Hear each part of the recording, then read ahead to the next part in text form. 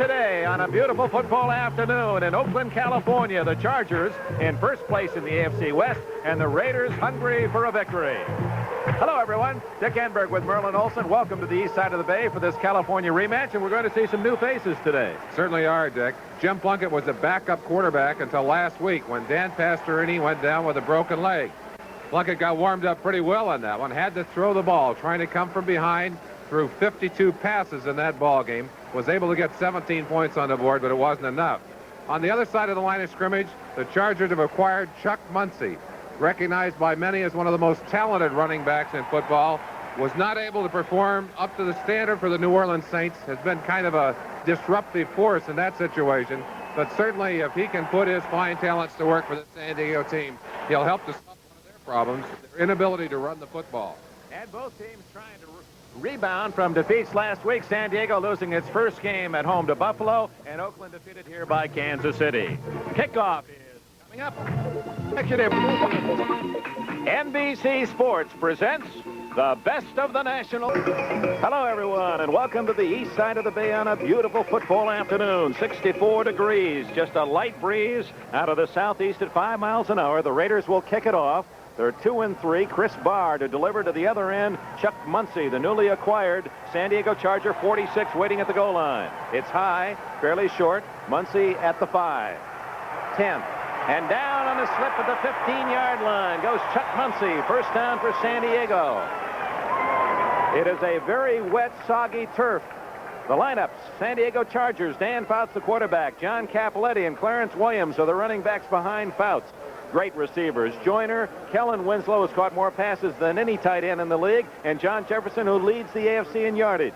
The blockers for Fouts: Shields, Wilkerson, Masick, White, and Washington. From the 15, Clarence Williams down at the 17.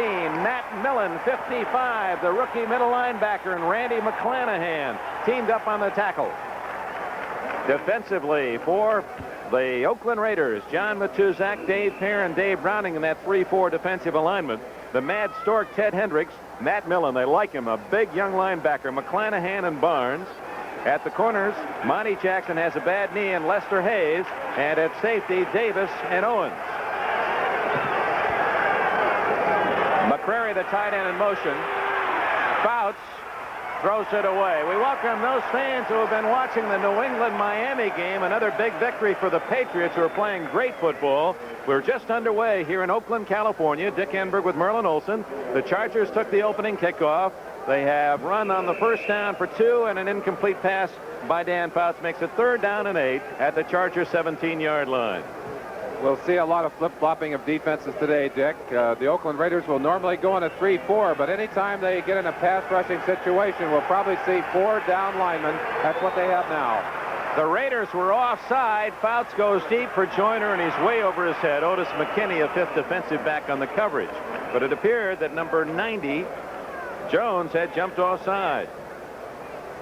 One of the things we're going to be conscious of today is the effect of this wet turf, and it is very damp, as you said, Dick. That's the equalizer. I think Al Davis kept the water on the turf all night, and Mother Nature helped with a little rain, too.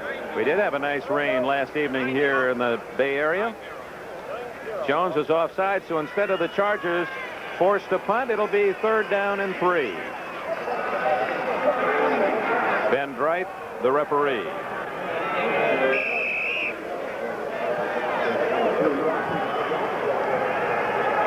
Ron Smith has joined Joyner and Jefferson, 3 wide receivers for Dan Fouts on 3rd and 3.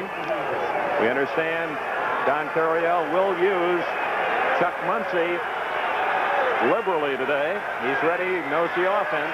3rd and 3. Incomplete and almost intercepted. Number 42, Monty Jackson, breaking up the play, intended for John Jefferson. Ball thrown slightly behind Jefferson. Jackson able to recover. Certainly, had that ball been thrown on the other shoulder, it would have been a completion. Jefferson leaning back for it. Monty Jackson able to get there and break it up. We've got our first punting situation of the day. Rick Partridge, who is 2nd in the AFC to the Raiders kicker, Ray Guy, will deliver to Ira Matthews back at the 37. Matthews is going to return it from the 43. Breaks a couple of tackles and dragged down near the 40-yard line. Nice coverage by the Chargers, and Kellen Winslow works on that special teams with a jersey tackle. And here comes Jim Plunkett in. Its first start in the NFL since the last game of '77. He was with the 49ers then.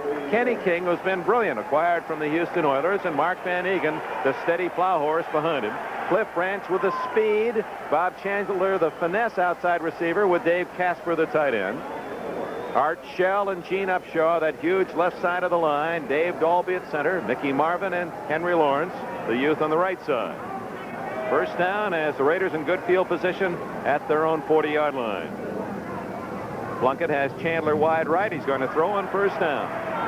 And as a man open, Casper, 45-50. First down at the 47 of San Diego. 13 yards. One of the things we're going to see more of from Jim Plunkett than we saw from Pastorini is the underneath passing game, the short passing game. Little play action pass here. Plunkett wanting to utilize the receiving talents of Dave Casper, able to get him free. Again, talking about the shorter passing game than Pastorini noted more as a deep passer rather than the finesse passer in the short zone. Kellen Winslow with 23 catches is tied for the AFC lead in receptions. That was Casper's 20th. First down. Van Egan to the 45-yard line. Couple of yards. Kelcher, number 74, first man in on the hit. Defensively for the Chargers, Leroy Jones, giant 6'8" end. Louis Kelcher, the muscular big tackle. Gary Johnson's been brilliant. Fred Dean, the speed, the AFC lineman of the year last year. Linebackers Preston, Horn, and Lowe. They're ball hawks. And in the defensive secondary for San Diego, Mike Williams and Willie Buchanan at the corners. Glenn Edwards and Pete Shaw at safety. Edwards with 4 interceptions, 1 a touchdown. Plunkett's going to scramble. 40, gets a block, 35, and out of bounds at the 31. And Cliff Branch threw a great downfield block. A 14-yard pickup by Jim Plunkett. Plunkett got himself in some trouble last week running out of the pocket, but you can't fault him here. Cannot find the open receiver, but sees the room to his left side. Let's see if we don't catch the block. Right there, 21, Branch, a beautiful block. He gets out of bounds. That's an all-pro play from Jim Plunkett. And by Cliff Branch at 5'11" and 170 to dump the defensive back. First down. Outside the 31, no score, just underway, 2.5 minutes played. Kenny King with blockers, 30, 25, 15, touchdown!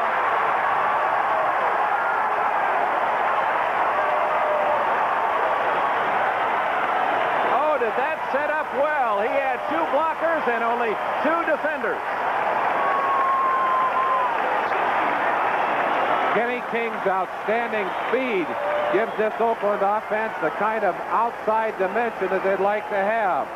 Kenny out there behind 65, Mickey Marvin, gets good blocking inside, and right there, a fine block by Marvin, cuts across and picks it up. I look at the backside. Gene Upshaw and Art Shell. Shell trying to get downfield. Upshaw doing a job of sealing off on number 79, DeJournay, and you saw King doing a good job of getting around. Chris Barr tacks on the extra point. Just missed that one, and it's 7-0. And we just missed getting 2 bars kicked, but he didn't miss it right down the middle. As Kenny King, who is 4th in the American Conference in rushing, 276 yards, has scored his first touchdown as a Raider, and it was a beauty. Tom Flores obviously pleased about that, and you've got to understand that these Oakland Raiders realize the significance of this game, Dick. You don't think of a game this early in the season as being a make-or-break kind of a game, but if the Oakland Raiders lose today, they can pretty well forget a chance to stay in this race with the San Diego Chargers. Well, a loss would make them 2-4, and Al Davis knows his team has a Monday night date in Pittsburgh next week, and that's no average assignment.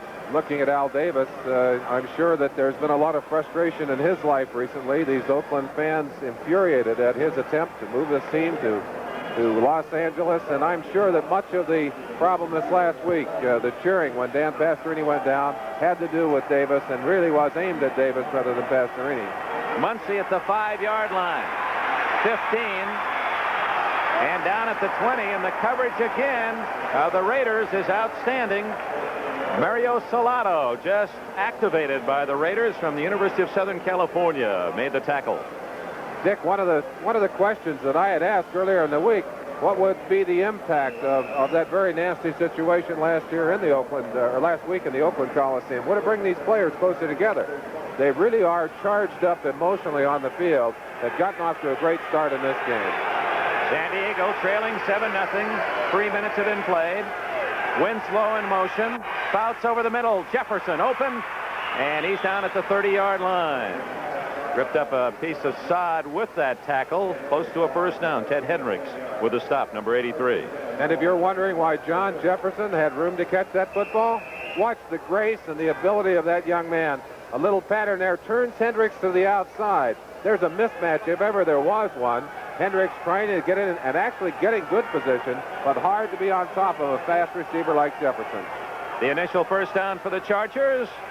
This is Chuck Muncie. And it takes a couple of Raiders to drag him down at the 32-yard line. 57, Randy McClanahan.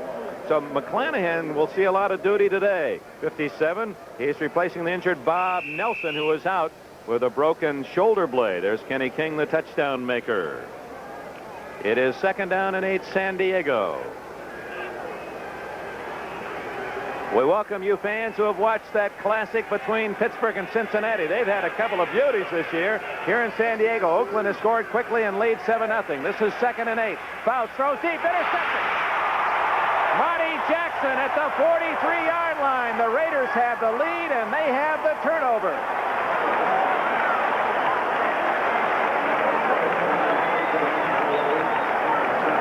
Dan Fouts got in trouble in that earlier Oakland game, threw 5 interceptions in that ball game, and it started out badly here. A couple that could have been intercepted early, and this one just clearly overthrown. Monty Jackson does a good job of going up, tearing that football out of the sky. Oakland has good field position and opportunity to get a big jump on the San Diego Chargers.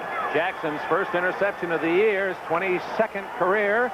7-0 Raiders, 10:56 left in the first quarter.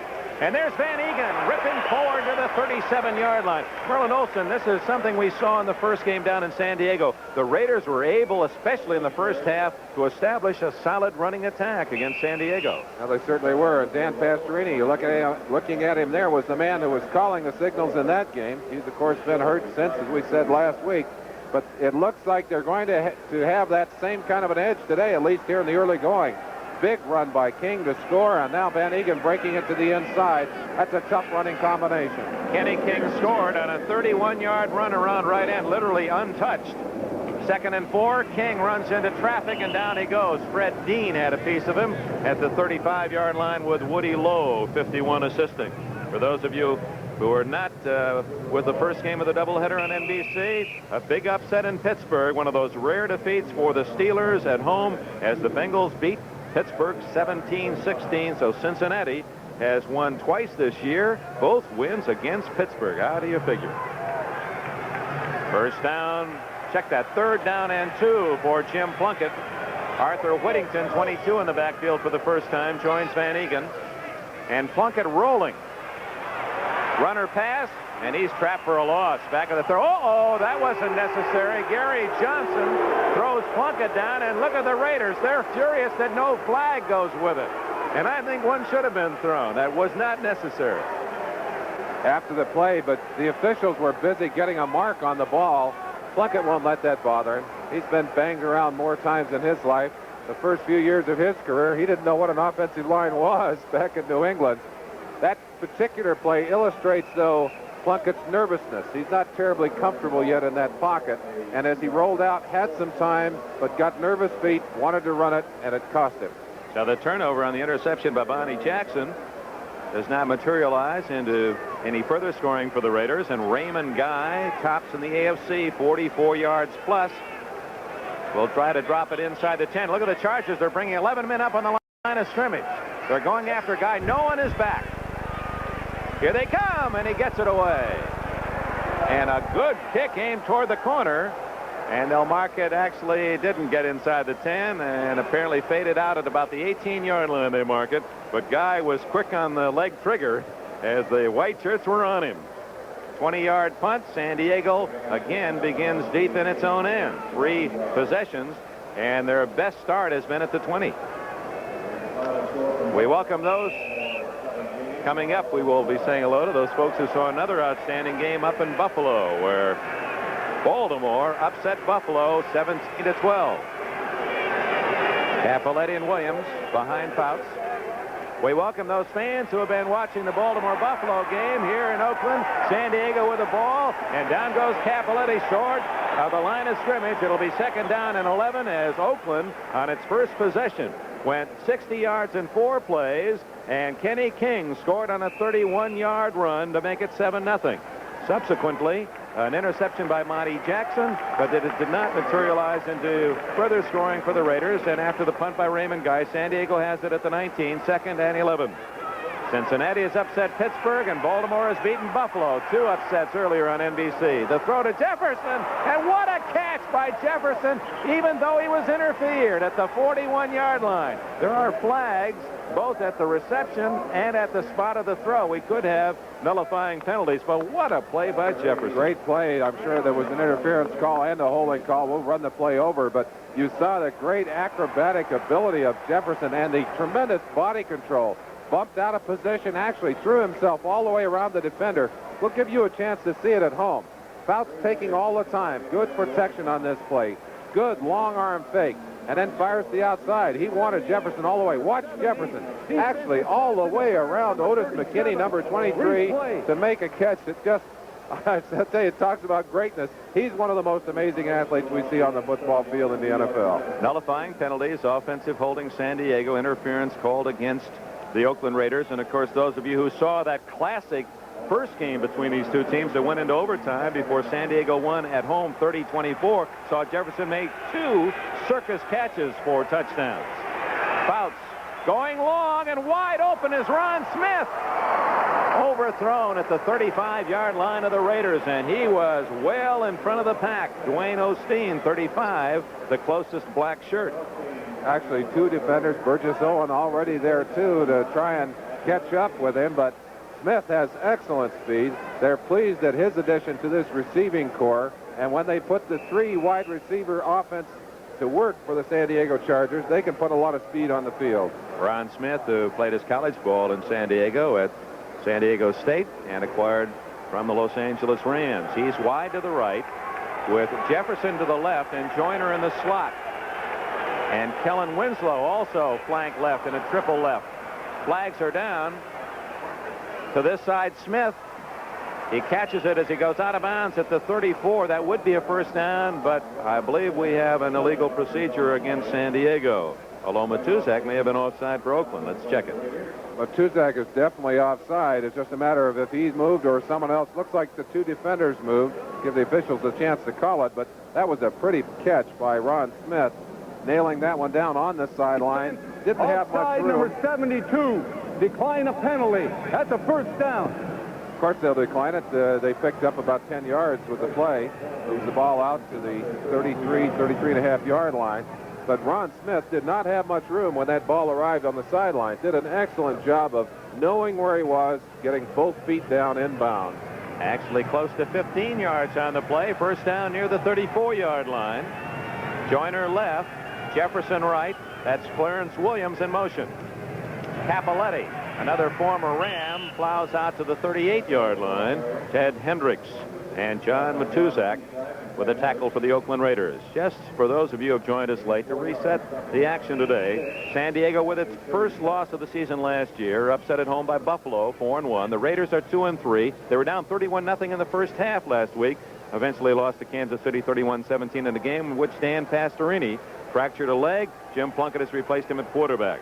Coryell's team guilty of 3 fumbles, an interception, a couple of bad punt plays. Open is Joyner, 45 and down to the 41-yard line. First down, San Diego, and the Chargers aerial game is on the move. Jeff Barnes, 56, made the tackle for Oakland, a 22-yard gain. Well, they call it Coryell's Air Force, and they will fill the air with footballs. And normally Pastorini, or not Pastorini, but Fouts loves to go to Joyner in a controlled situation. Joyner able to find the open spaces in the defense. One of the most intelligent receivers in football.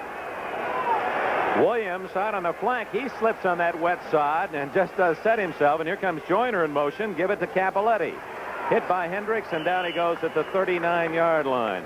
Ted Hendricks, and as the umpire helping him out was John Matuzak and Dave Browning. Running down all the scores for you, the finals. The Baltimore Colts right back into the thick of that AFC East with a win at Buffalo. The Bills' first loss. No unbeaten teams left in the NFL. New England demolishes Miami 34-0. They're in a tie for first. Cincinnati, 2 wins this year, both against Pittsburgh, as the Steelers lose at Three Rivers. That is an upset. Philadelphia rallied from a 16-3 deficit to beat the Giants 31-16.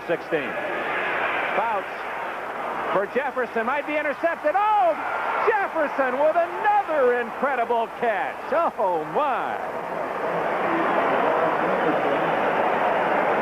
A chance for you to watch this from ground level. You'll see the action as Fouts goes back, fights it all the way. He's getting tremendous pressure. Stays in, and fires that ball long. It's slightly inside. Jefferson actually has to fight through Lester Hayes, number 37, to make that catch. Now watch the body control at the end of this pattern. The ball, as we said, inside. Lester Hayes has position. Jefferson shields him with his body and makes another incredible catch. That's why he leads all wide receivers in the NFL, both in catches and in yardage. First and goal at the 5. Cappelletti, touchdown! It didn't appear that that's where the hole was designed, but Cappelletti found daylight, and we're about to see a possible tie game. Dick Cappelletti just used his eyes. A good running back knows where the hole is. Stepped up in there. Watch it yourself. He wants the shot off right tackle. There is no hole there. Cappelletti cuts against the grain, finds some room, and actually walks untouched into that end zone. A very impressive 82-yard drive in 8 plays. And now Rolf Benerschke will try to tie it up for the Chargers. Mike Fuller to hold, number 42.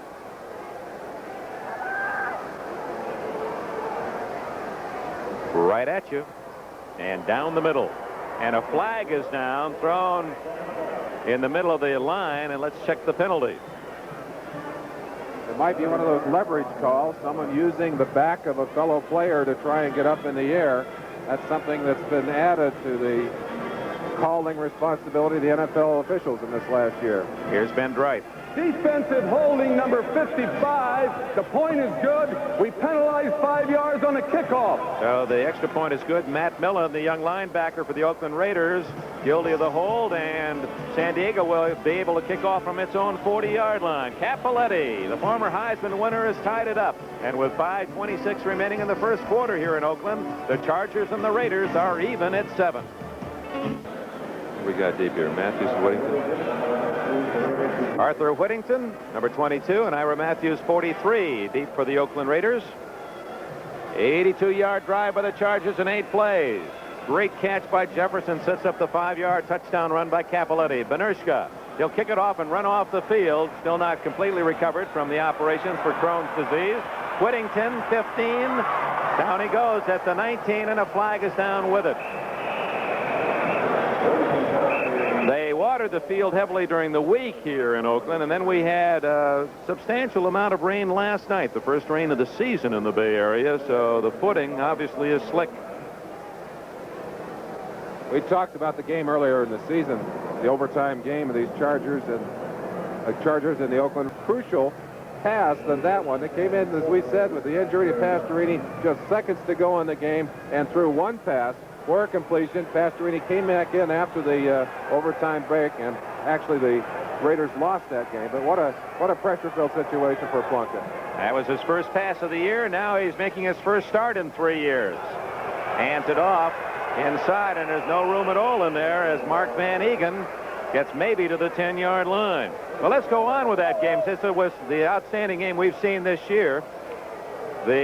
And we'll show you what happened in the overtime. That pass that you just saw, Plunkett to Chester, tied the game at 24. What was interesting, at the end of the first half, the Raiders, with just seconds left, hit on a long bomb to Cliff Branch to equal the count at halftime. Then in overtime, San Diego won it on another remarkable catch by Jefferson, and we'll show you that when we have a moment. Plunkett on second down and 10.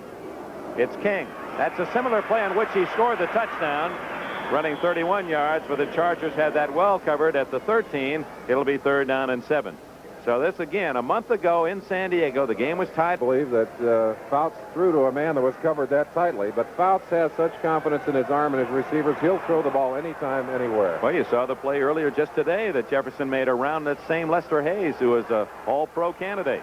Plunkett goes long for Chandler, and it's way too long out at the 40-yard line of the San Diego Chargers. Bob Chandler, you folks up in Buffalo remember well, acquired from the Bills during this past year with a linebacker Filippiano going up to Buffalo country. Former Rose Bowl star Chandler at the University of Southern California, now playing for Tom Flores. Tom Flores obviously happy to have him, and Chandler happy to be here. Feels that playing on the natural turf and playing in the warm weather will add some life to a rather small body for all the beating he's taken over the years.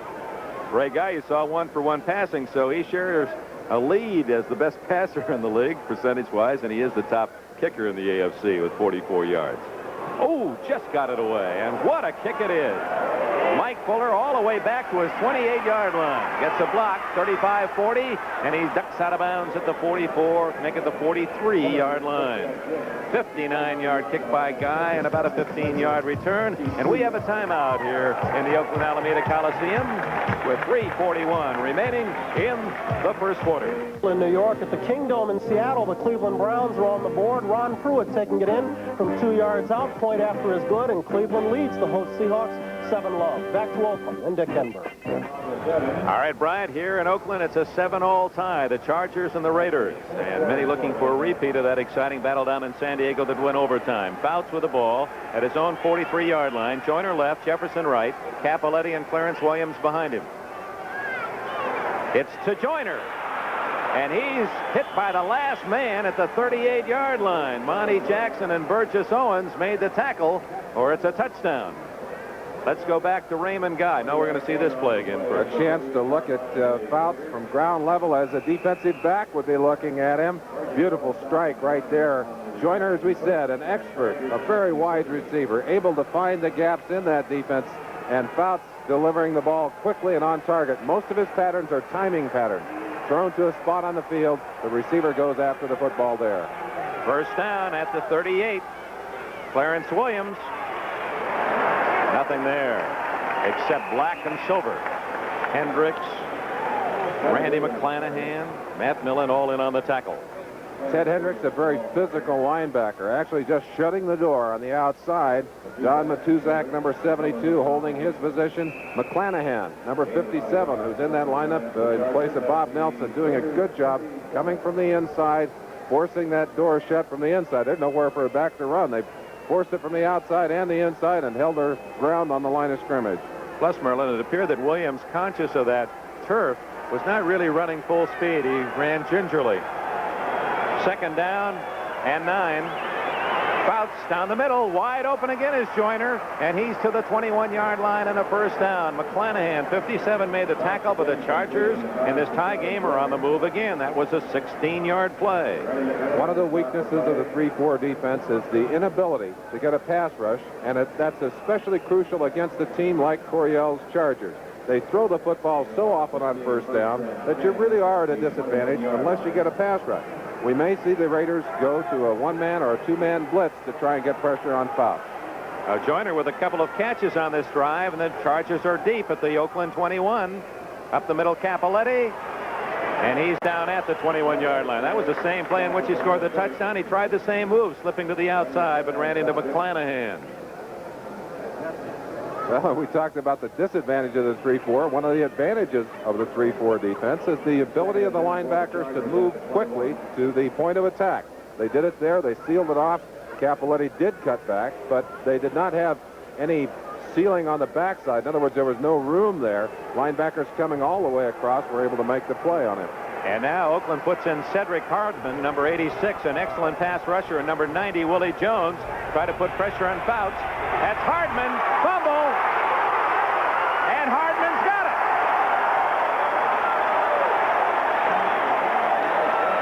The veteran Cedric Hardman in his 11th year out of North Texas State, the former 49er. He forced the fumble and then recovered it. The Chargers trying to protect themselves from a four-man rush. Cedric Hardman coming in and in. Fouts going back, and as always, taking a lot of time, taking as much time as he could. Did not get underneath that first. Willie Jones, actually, number 90, Dick. Hardman there to stop him, but Jones, the man that knocked the ball free. They've got the football. They're heading the other direction. About the discipline of Charlie Joyner. Watch him, number 18, working on Lester Hayes. The little move right there to turn Lester Hayes, but the ball was not thrown because there wasn't enough time to throw it. Had Fouts had time, he might well have had a touchdown. But it was Willie Jones and Cedric Hardman who just had come into the game to apply some pass pressure on Fouts, who did just that. Hardman got to him first. Jones, as you saw, punched the ball free, and Hardman recovered at the 36-yard line. And the Raiders have stopped San Diego. The game tied at 7. Less than a minute remaining in the first quarter. Lindsey Mason, 71, has replaced Henry Lawrence at right tackle for the Raiders. Plunkett to throw. Swings it in the flat to Van Egan. 35, and he's out to the 37. And again, the runners are very hesitant to make that sharp cut back inside because the footing is not all that solid. You see Matt Millen, the rookie linebacker, going to school there on the sidelines with his defensive coach. Trying to figure out how to stop some of the cutback running right there. The Raiders, who were second in the AFC last year, 60% completions, only 47.8, lowest in the AFC. Lowest in the NFL is the New York Giants. Derek Jensen, 31, now in the backfield. It's Kenny King, and he stopped with a good solid play at the 38-yard line. Ray Preston, 52, in on that tackle, along with 55, Bob Horn. One of the crucial ingredients of good defensive football is pursuit. Watch number 55, Bob Horn. Quickly reads the play. Actually was jumping way out ahead of it. Now he's trying to stay even with the runner. Does not want to get ahead of the runner. Does a good job of avoiding the blocks, and what a crunching tackle. All kinds of help, but that's a beautiful play defensively. A most interesting first quarter comes to an end in Oakland. The Chargers Raiders tied at 7. Quarter in Oakland, California. The Chargers and Raiders tied at 7. There are the first quarter statistics that do not show 2 San Diego turnovers. So San Diego with the yardage, but in a tie game, an interception and a fumble. First play, Oakland ball at their own 39-yard line. 3rd and 7 for Plunkett. He's only thrown 3 times, 2 completions. Throws it for Casper, open, and a first down at the 25.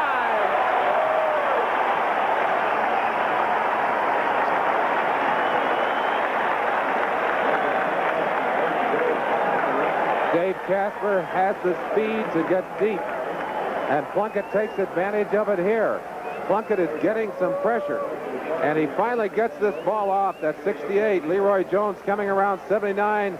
Gary Johnson, but the ball hangs and hangs. Casper runs underneath it, takes a shot there. They knock into the ground, but that's a big gainer, puts them in scoring position. Be mindful of that game in Baltimore. Ghost to the post in the playoffs when Oakland beat the Colts a few years ago. First down at the 26. A draw, and Van Egan to the 25, a gain of a couple.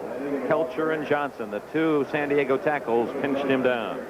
Let's recap some of the scoring for you on another interesting week of football in the National Football League.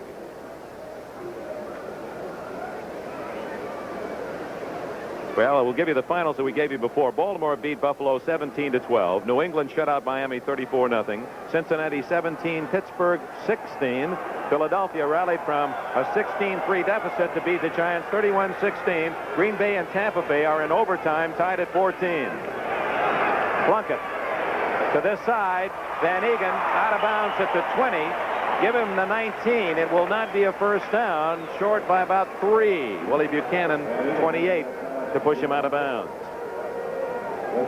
One of the things that Jim Plunkett said he wanted to do this week was to settle down a little bit. Felt that he really had maybe forced things a little too much during his game last week against Kansas City. But obviously, if you don't have to fight back from a big deficit, you've got a little more time. You can afford to take the options. Plunkett doing a good job here in the early going of throwing the football and mixing his plays. Well, Merlin, he's 4 out of 5, and he had one key scramble on the touchdown drive. And Gary Big Hands Johnson, an intruder in the Oakland backfield, was he invited in by a false movement? Well, he started to move, but Upshaw lifted his hand. I think it'll go against the offense here. That defender, unless he touches the offender, is really kind of free to move around a bit. The offensive man must keep that hand on the ground. It's against the Raiders. 63 on the offense. Good call, Merlin. Dean Upshaw. Well, that's a tough assignment for those offensive linemen. And when you see a big guy like that charging at you, the natural first reaction is to protect yourself, and that means lifting your hand. Especially a good tackle like Gary Johnson, who is extremely quick. He's had at least 1 sack in every game so far this year, a total of 8 sacks. And many have felt has been the most effective lineman for these San Diego Chargers during this season. You saw Plunkett send out the man, perhaps bringing in a play suggestion, as Plunkett had 3rd and 3. Now he looks at 3rd and 8 from inside the San Diego 25. Both wide receivers to the right. Chandler with Branch in the slot. Casper left. Plunkett. Incomplete. Intended for Kenny King. Plunkett throwing off his wrong foot. King had a step on Woody Lowe, but the pass errant. And in comes Chris Barr for a shot at a long 3-pointer. Plunkett really is going to it'll take some time for him to get back into the swing of playing. You don't lay out for 2 years and then step right in and have all of your timing.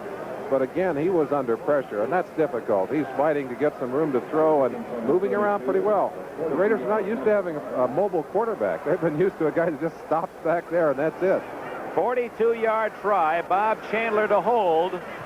It's up. It's long enough. It's good. Longest of the year for Chris Barr. His preceding high was 41. He hits one from 42. The Oakland Raiders have taken the lead 10-7 over the San Diego Chargers. And we're going to be switching in a moment back to New York. Brian Gumbel with a key update here in Oakland. It's 10-7 Raiders. Now let's go back to New York and Brian Gumbel. Thank you, Dick Enberg. Pair of upsets in the AFC today at Rich Stadium in Buffalo. Burt Jones and the Colts took the measure of the Bills. 17-12, first loss of the season for the Bills. It was Jones to Ciani for the first score of the ball game. Point after was good. That made it 7-0. Second quarter, more of the same. Burt Jones throwing a poor pass here, but Roger Carr comes up with it. Kept the drive alive and wound up with a field goal. And then Jones to Carr once again, this time down to the 8-yard line. When they got a little closer, it was Don McCauley taking it in for the Colts' final score. That made it 17-6. The Bills closed within 17-12, but still came up a loser. At Three Rivers, Craig Colquitt was hurt, and that cost the Steelers their putter and their kick holder. That was to be costly. 10-0 Cincinnati when Kenny Anderson completed this one to Pete Johnson. That made it 17-0. The Steelers got on the board with a Russell Davis touchdown, but missed the point after. And then Bradshaw threw one to Jim Smith, corner of the end zone, 17-13. They closed to 17-16, but from 39 yards out with almost no time remaining, Matt Barr goes wide, and the Bengals upset the Steelers by 1. Back to Oakland, Dick Enberg. All right, 2 great games, Brian, seen earlier here on NBC. 2 upsets. Buffalo loses its first, and Pittsburgh, a rare defeat at home against Cincinnati. The kick by Barr to Chuck Muncie to the 10. He's got some blockers, 25, 30, and the big running back, former All-American at the University of California, is out of bounds at the 33-yard line. Chris Barr got a piece of the tackle. Muncie really coming to run on that play. Had slipped down both of the earlier kickoffs, but boy, he took that one up the field. Chris Barr gets a good kick. Boots it deep, watches it fly, drifts on down the field now. He's kind of behind the pack, acting as a safety. He sees Muncie starting to break clean. He's breaking to the sideline for him, and it's a one-on-one confrontation between Chris Barr and Muncie. Ouch! That one hurt. Great job of covering that play. How does Larry Cirillo know that Barr was going to make the play? Kellen Winslow at the 40. The big tight end at the 50. He's still on his feet to the 40 and all the way to the 38-yard line. What an athlete. 252 pounds, and he runs like a 180-pound halfback. He is tied with Mike Barber, NFL tight ends, with 23 catches coming in. That's his second. Well, they asked Don Coryell what he liked most about number 80, Kellen Winslow, and he said when he gets the football in his hands, he makes something happen. And you see it right there, the excitement of a great athlete, making the yardage, moving the Chargers down the field. 12:25 left in this first half. Oakland 10, San Diego 7. First down at the 38.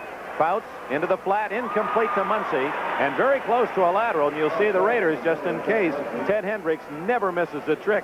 He's picked up a few of those and taken them for long runs. It was ruled a pass incomplete. The Raiders running a lot of zone defense, and you'll see quite a few screen plays against that zone. Fouts likes to throw the screen against the zone defense. Chris Barr has to be happy. Against these Chargers in that overtime game, he was 1 for 6 in the field goal department. He's got to be pleased that he gets his first one over today, Dick. And it gives Oakland the lead, 10-7. Cedric Hardman in. Oops, Williams ran into Fouts, taking the handoff. And look at Mike Davis. He streaked from cross field, and a flag goes down. He may have gotten a piece of the face bar at the 35. But Davis from Colorado, he was on the near side, sprinted at an angle to make that tackle after a short gain, but there may be a penalty attached to it. Doug Wilkerson, number 63, had a chance to block Davis, but felt that Davis would not be able to catch him from the backside. Davis just flew through there. Fine defensive play. Remember when San Francisco started the season at 3-0? Look what's happening today. The Cowboys at home demolishing Personal the 49ers. foul, face mask, number 44. That's an automatic first down. You heard the call against Pete, or check that against Burgess Owens, 44, assisting on the tackle. So a first down despite a good defensive play by Mike Davis. You saw the Rams score against St. Louis, 14-7, and the rest. First down play to Muncy, 25. Bowls his way inside the 20, and it appears to be another San Diego first down. So Muncy, who had a great season last year, rushed for nearly 1,200 yards and a 5-yard average, showing why the Chargers are so delighted to have him in a San Diego uniform. And the defense hates to see a big back like Muncy coming around. You see right there the result of trying to tackle Muncy. That's 42. Monty Jackson went head-to-head with Muncy and came out the worst for it. He's still on the ground and hurt. Monty playing with a bad knee. But Muncy, a tremendous athlete, as we said, one of the most talented in the NFL, running right over the defense on that particular play. 233 pounds and 9.6 speed. Olsen on a beautiful 60-degree day on the east side of the bay, the Oakland Coliseum. The Raiders lead the San Diego Chargers 10-7. We have 11 minutes left, first half. San Diego first down inside the 20 of Oakland. Out of that pass formation, Joyner in motion. Up the middle, Clarence Williams breaking tackles all the way to the 13-yard line. A gain of 5. It'll be second down and 5, San Diego. Final score in the National Football League. In overtime, no one could score in the 15-minute overtime period. And the Bays, Green 14 and Tampa 14. 59-7, the Cowboys beating San Francisco late in the fourth period. Not late enough for 49er fans. That was the first tie of the year, by the way, the Green Bay-Tampa Bay game. Second and 5, Muncy slipping out of 2 tackles. 15, 10. Oh, is he powerful. All the way to the 6. It's first and goal. Davis and Hayes and Owens, 3 defensive backs required to bring him down. Dick, my memories of playing football a little bit dusty, but I still remember having to tackle Muncy a few times, and that's not a pleasant experience. He really runs hard and low. Might have hurt himself a little on that play as he's coming up the sideline. But as we said earlier, if he can live up to some of the potential that he has exhibited, he was a Pro Bowl, in fact, the most valuable player in the Pro Bowl this last season. He really brings some valuable assets to this San Diego offense. Trailing 10-7, first and goal at the 6. That's Jefferson in motion. Cappelletti stopped at the 5. Dave Browning, assisted by Burgess Owens, the former New York Jet, who came up from a safety spot to help out. It's second and goal at the 5.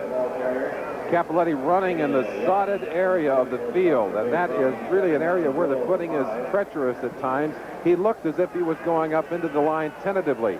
He also is playing a little injured in this ball game. not able to get perhaps the kind of concentration and physical effort that he would like to have. See if Fouts goes to the air. That's a big 5 yards. Nope, to Cappelletti again. Dragged down at the 2, and he might have had a touchdown except for the long arm of Ted Hendricks. As he was cutting back, he had room. Hendricks reaching as far as he could go, just got enough to pull him down. Cappelletti using that good vision and that ability to cut back. But you're exactly right. Number 83, Hendricks, just reaches out, gets a hold of Cappelletti's arm, almost stripped the football away from him. Cappelletti, I think, concerned about losing the football, didn't try and tear away, just got what he could and went to the ground.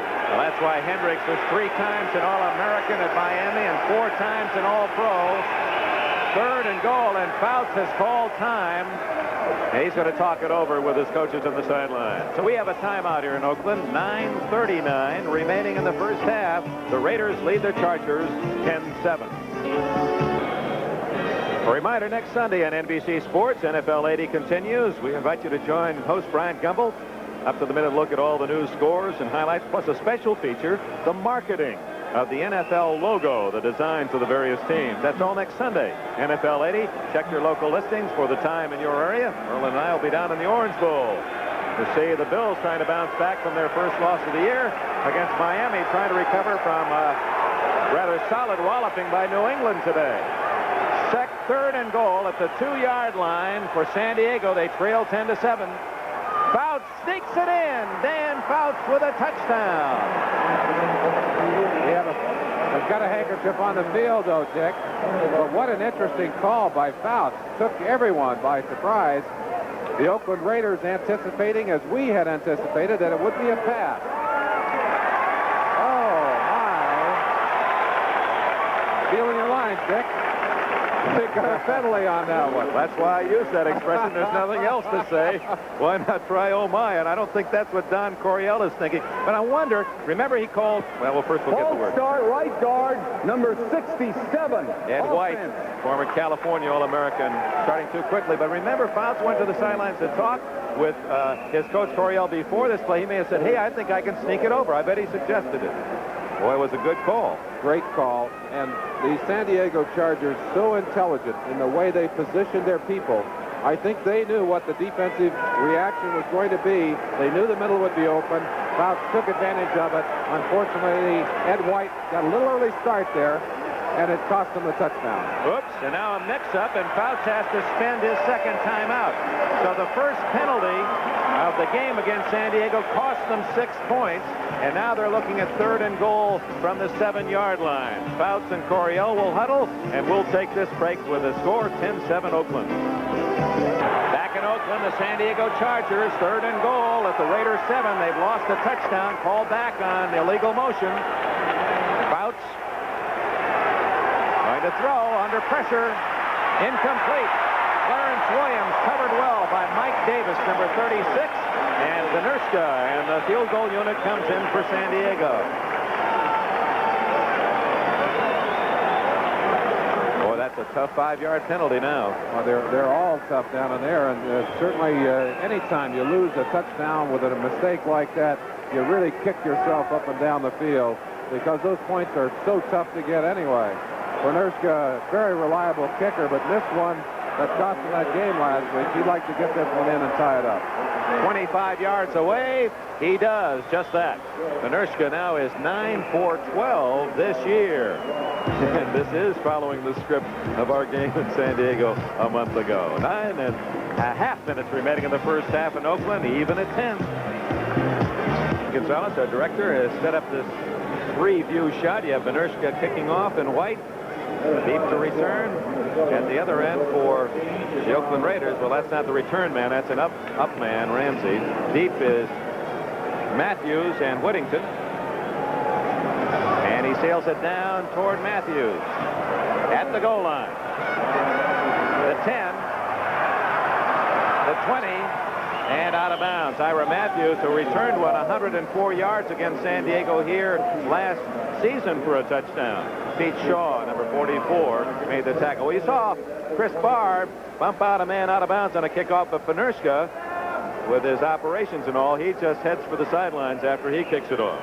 And that's by orders, right, Merlin? That's right. Wayne Sevier, the special teams coach, told him, you just kick the ball and get off the field. Puts them at a bit of a disadvantage. They're covering with just 10 people, but he's so valuable to them as an offensive weapon. They do not want to lose him.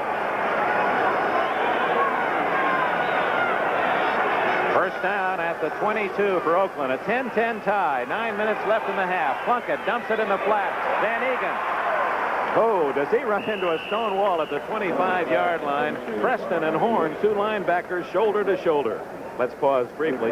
Station identification from Oakland. This is the NBC Television Network. This is WTCN-TV, Minneapolis, St. Paul. Second down and 7 for the Oakland Raiders. Dick Enberg, Merlin Olsen in Oakland. 8:49 left in the half. Kenny King scored on the 31-yard run for Oakland, a 5-yard run by Cappelletti, and a field goal by Barr and by Benerska, 10 points aside.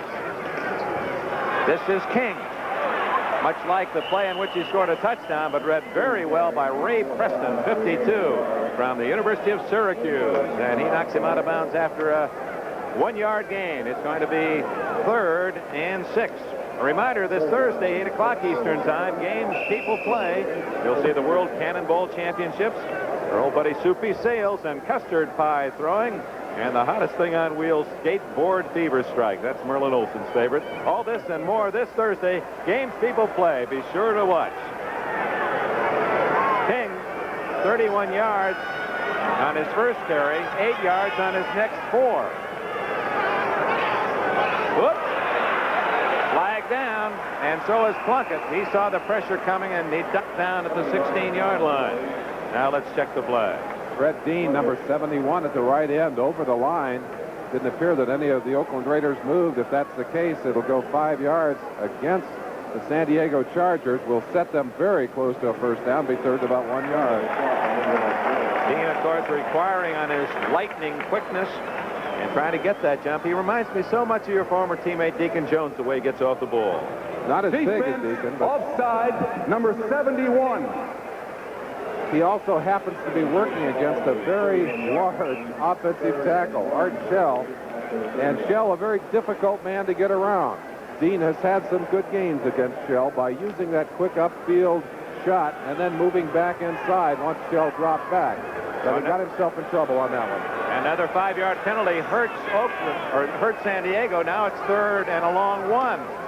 King struggling, and he did not make it. Great defense by the Chargers. Gary Johnson, 79, and Glenn Edwards, 27, coming up from the secondary to help out. Other scores. The Rams have more than a touchdown lead at St. Louis in the 4th quarter, 21-13. Houston, undoubtedly inspired by the news that Pittsburgh has lost and a chance for them to move into a tie for first, leading at Kansas City 10-0. John Jefferson wearing those goggles, as we told you before, not to correct the vision, but since a scratch in the eye a couple years ago, he just feels comfortable with them as a protective device. Ray Guy calling timeout. He was counting personnel out there. I think realized that he didn't have enough people on the field. And, boy, we've had some non-professional mix-ups on the field today. Not what you would expect at midseason from two teams who have been together for a while. I'm sure there'll be a little chewing going on in the film sessions on Monday and Tuesday. That's right. 3 timeouts have been called, and those are precious timeouts, 2 by San Diego, 1 by Oakland, to make certain that a mistake is not in the offing. Well, you get angry when those timeouts are wasted, but at the same time, better to waste a timeout than to have 10 people on the field and have a punt block. As we look at this crowd, nearly 50,000. They were expecting 50,000, the biggest crowd of the year. Of course, they sold out here for years and years, but with the thoughts of moving down to Los Angeles, the fans are edgy, to say the least. And last week, again, following up for those of you who weren't with us on NFL 80, they actually cheered Dan Pastorini. Loud cheers. He had broken his leg, carried off in a stretcher. It angered this Oakland team. Pastorini has handled it rather well. I wonder what your reaction is to that, Merlin. Well, fans who say they paid their $14, they can do what they want. Maybe that's true, but boy, you sure lose your players on the field when you treat them that way. I thought it was very shabby, and I think there are a lot of people in Oakland feel extremely bad about what happened last week, and this has been a very mannerly crowd today, Dick. Guy slices one, and Fuller stays away from it. It'll be San Diego's ball at the 25-yard line. 44-yard punt by Guy. Even when he misses one, he gets 44 yards. We have a timeout, tied at 10. Now, when you get a chance to examine the best at anything, it's nice to slow it down and see why they're so good. Here's Raymond Guy's kicking technique. Watch the extension. Like a great dancer. Look at that toe up over the top of his helmet as he delivers the ball. He didn't really hit that one well and still got 44 yards. San Diego's ball, a 10-10 tie, 7.5 minutes left.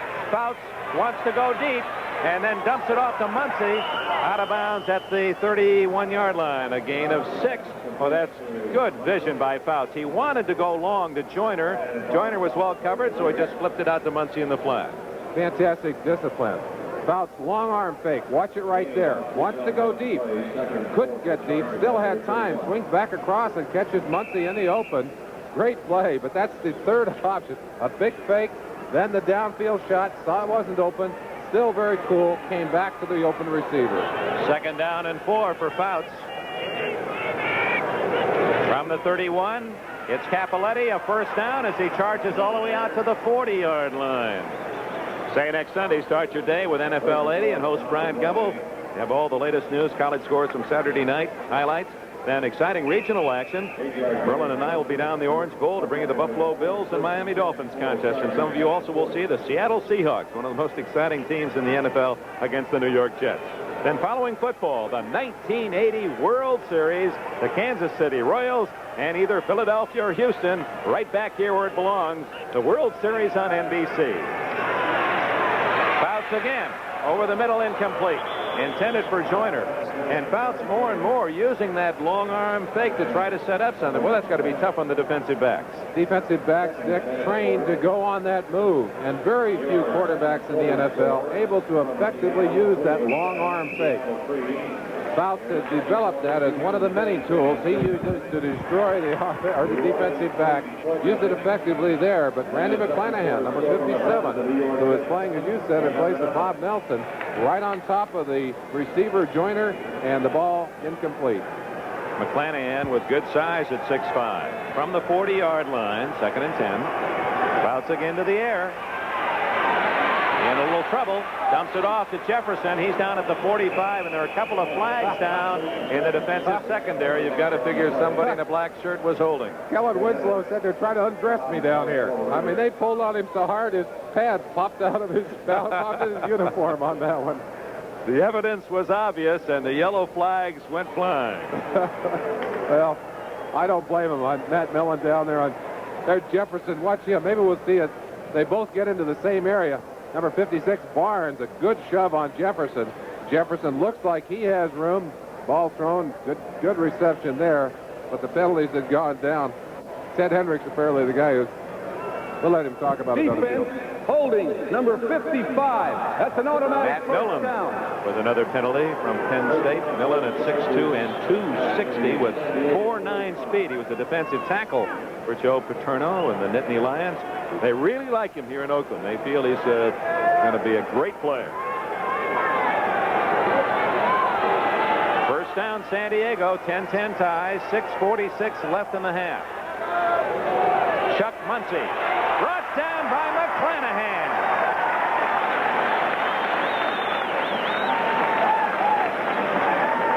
Young man made a big play there to stop Muncy behind the line of scrimmage, the 43-yard line. Excellent inside-out play by McClanahan. Muncy making that little dip fake to the inside. And a good back does that to set up his blockers on the outside. He can't afford to take too much time doing that, however, because if the inside pursuit is quick enough, they can catch him. That's exactly what happened there. They hit him for a loss. And so Tom Flores, the Oakland coach, puts in his pass rushers. Fouts guns it complete at the 45 of Oakland. That's good enough, I believe, for a 1st down, but a penalty flag is also down on the play. Ron Smith, 84, made the catch. We'll see if the penalty calls it back. We'll give you that information in just a moment. 6 minutes left in the half, 10-10 in Oakland. Now let's go to New York and Brian Gumbel. Thank you, Dick Enberg. At the Kingdome in Seattle, the Browns have upped their count against the Seahawks. Brian Sipe working, rolling right, has to reverse his field, and when he comes up, he will spot Keith Wright, number 89, downfield. Completion is made. Wright gives an okey-doke to escape and then picks up a great block from Ozzie Newsome. Coast in, it's Cleveland 13, Seattle 3. Let's go back to Oakland. Dick? And again, Brian, you have to wonder whether or not that Pittsburgh loss has inspired everyone in that tough Central Division. A Cleveland victory would move them just one game out of first place, as Pittsburgh is now 4-2. Cleveland starting today at 2-3. The penalty was against San Diego, nullifying that long pass game. A 13-yard play erased, and now Fouts with a long yardage throw, and down he goes in the arms of number 90, Willie Jones of Florida State. 6 defensive backs on the field. Willie Jones gets around there for his second sack of the day. Number 90. They say here in Oakland he's about to explode as a defensive lineman. Very talented pass rusher. Quickly out to the outside or around Russ Washington. Watch Fouts now. You'll see the pressure from the outside. Jones just quickly around. That's an excellent defensive play, and obviously no chance. And our hero on that play, at least, number 90, Willie Jones. Prophetic sign. Up the middle goes Clarence Williams to the 30, and that's all on third down. And long. That's about all Coryell could call. By the way, you saw the visual that San Diego and Chicago tied for the lead in sacks with 21. The Raiders with 2 today now have 17. And the fans give the defense a hand. Rick Partridge in to punt for San Diego. His first punt was 35 yards. 10 men on the line of scrimmage, and a whistle. Too much time. What do they have?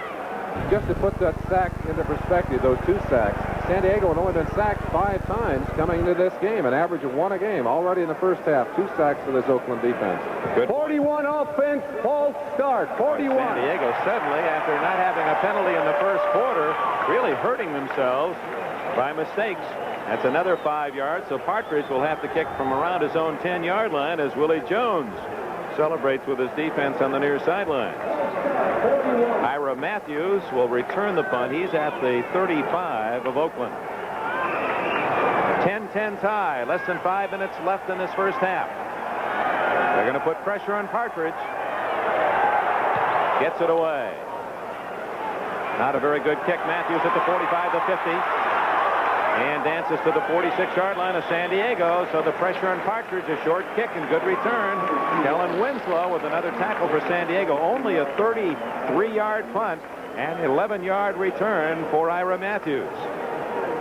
Yeah, this is an exciting time for all you sports fans who've got the middle of the college and professional football season plus the World Series. And exciting time for all you sports fans who've got the middle of the college and professional football season plus the World Series. And next Sunday, you'll have your choice of those 2 games here on NBC, 12:30 Eastern Time. Seahawks against the Jets in New York, and Buffalo at Miami, followed by Game 5, if necessary, of the 1980 World Series. Kansas City against either the Phils or the Astros.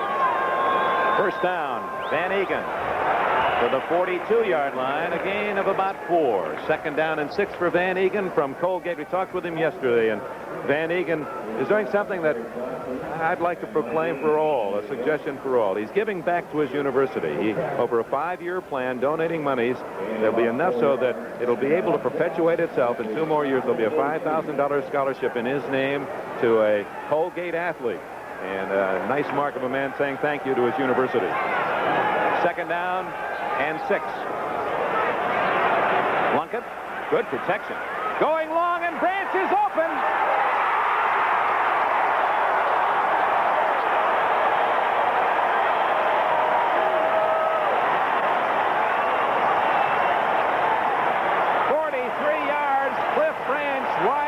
Plunkett well protected, and he threw a perfect strike. When I talked to Jim Plunkett yesterday, Dick, he said, I may not go as often to the deep pass, but I'd like to try and set it up with the underneath passing and then go for the deep bomb. He certainly does it here. Throws it on target, Branch simply outrunning the defense. Glenn Edwards, number 27, the man beaten there. And Cliff Branch has beaten some of the best of them as he walks into the end zone for that 6 point. They'll go for the 7th.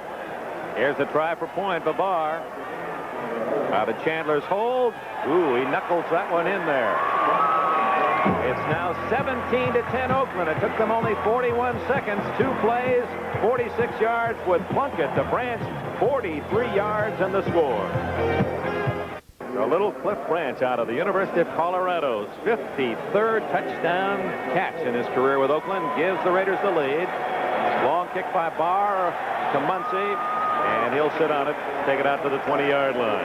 A significant score for Branch, his 53rd touchdown. It gives him 318 points, and he moves ahead of Pete Banaszak, you know, the touchdown maker, short yardage, all time on the Oakland list. He's now number 4 all time, and he's just a touchdown away from tying Clem Daniels, the number 3 scorer all time for the Raiders. A couple of great names in the black and silver past.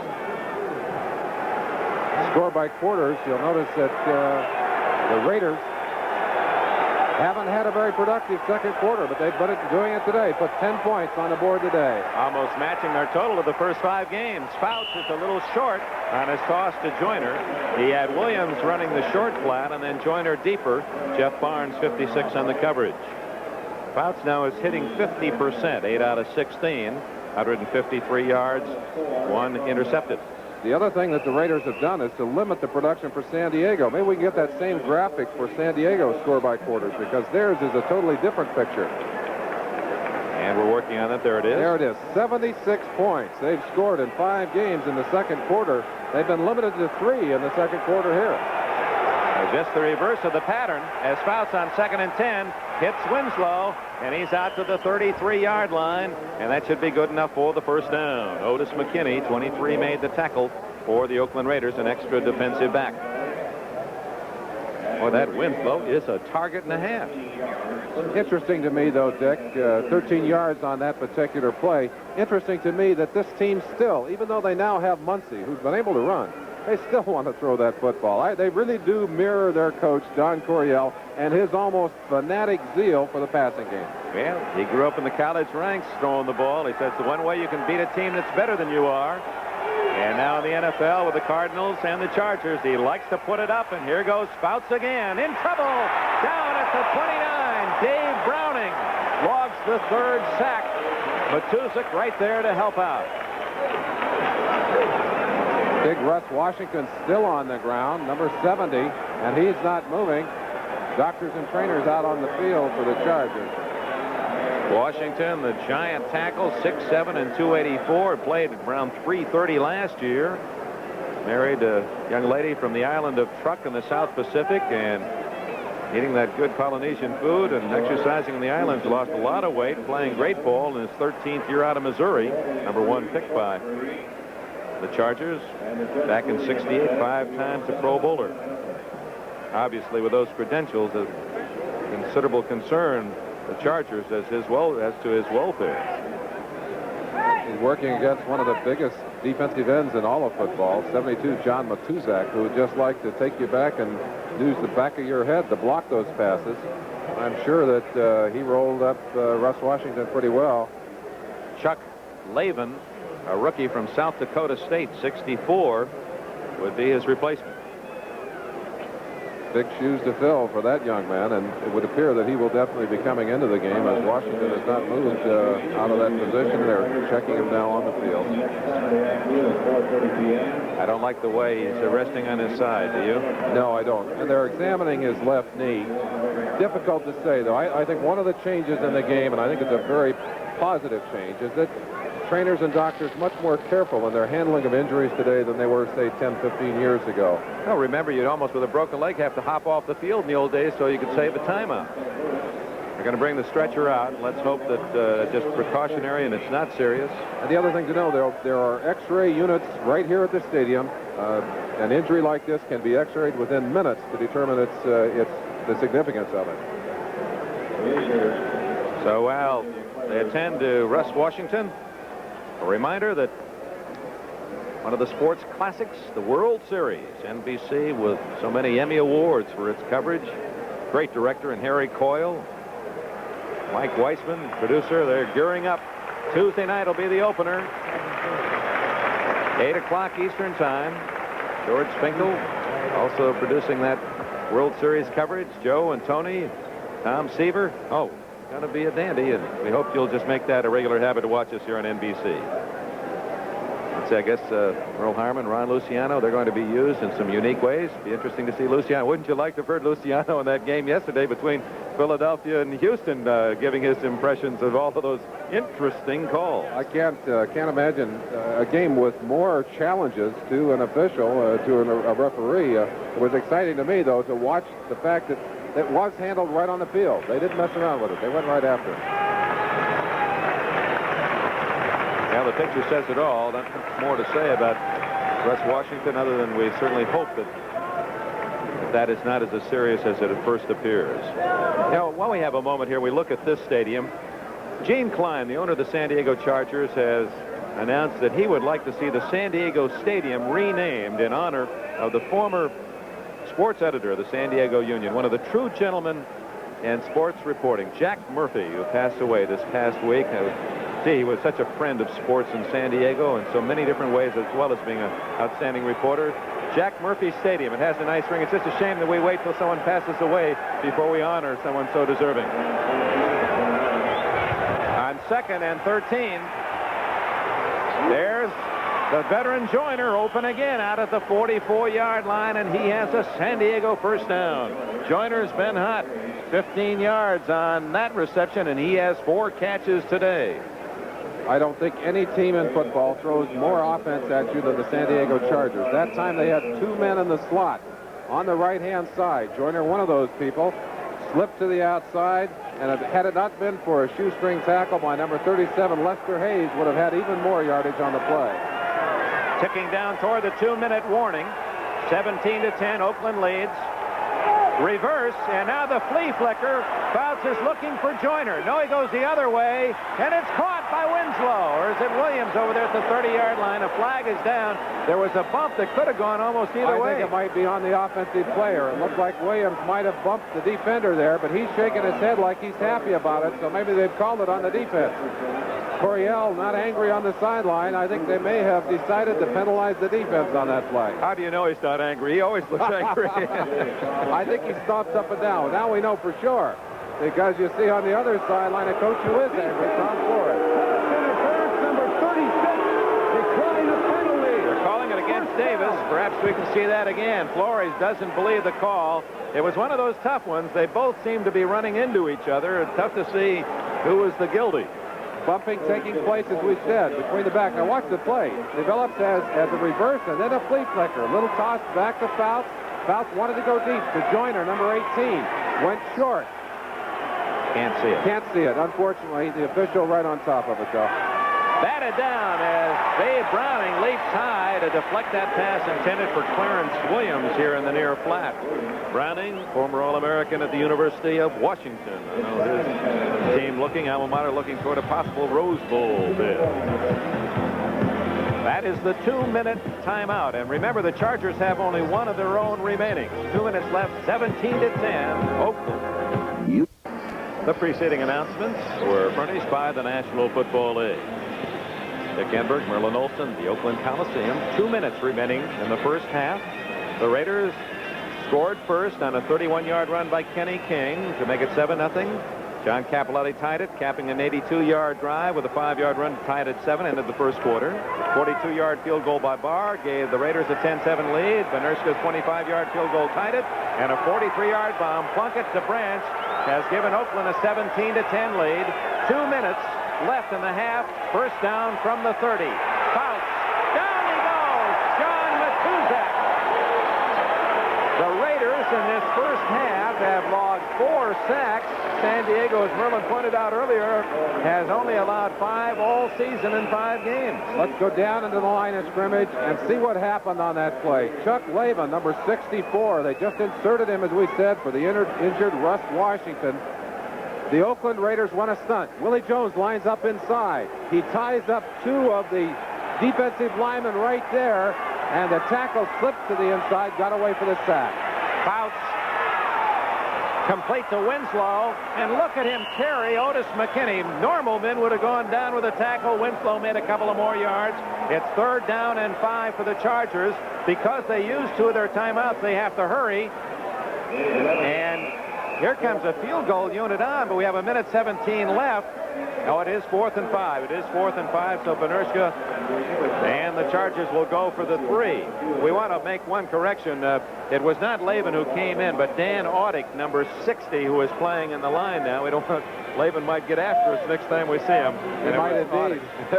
Sorry about that. That Audick is, they call him the unguided missile. And at times he bangs his own people around pretty good, but that's really a tough situation for him. Willie Jones, who'd had a couple of sacks earlier, lined up inside. Forced hard, got a hold of both of those offensive linemen, made room for that defensive tackle to come inside, and he was on Fouts before Fouts even had a chance. This will be a 43-yard attempt by Benershka, well within his range. In fact, he has set a record earlier this year and then broke his own record. In fact, it was against the Raiders that he kicked the 52-yard field goal of San Diego record, and then the next week at Denver hit one from 53. This one 43 yards if with Fuller to hold.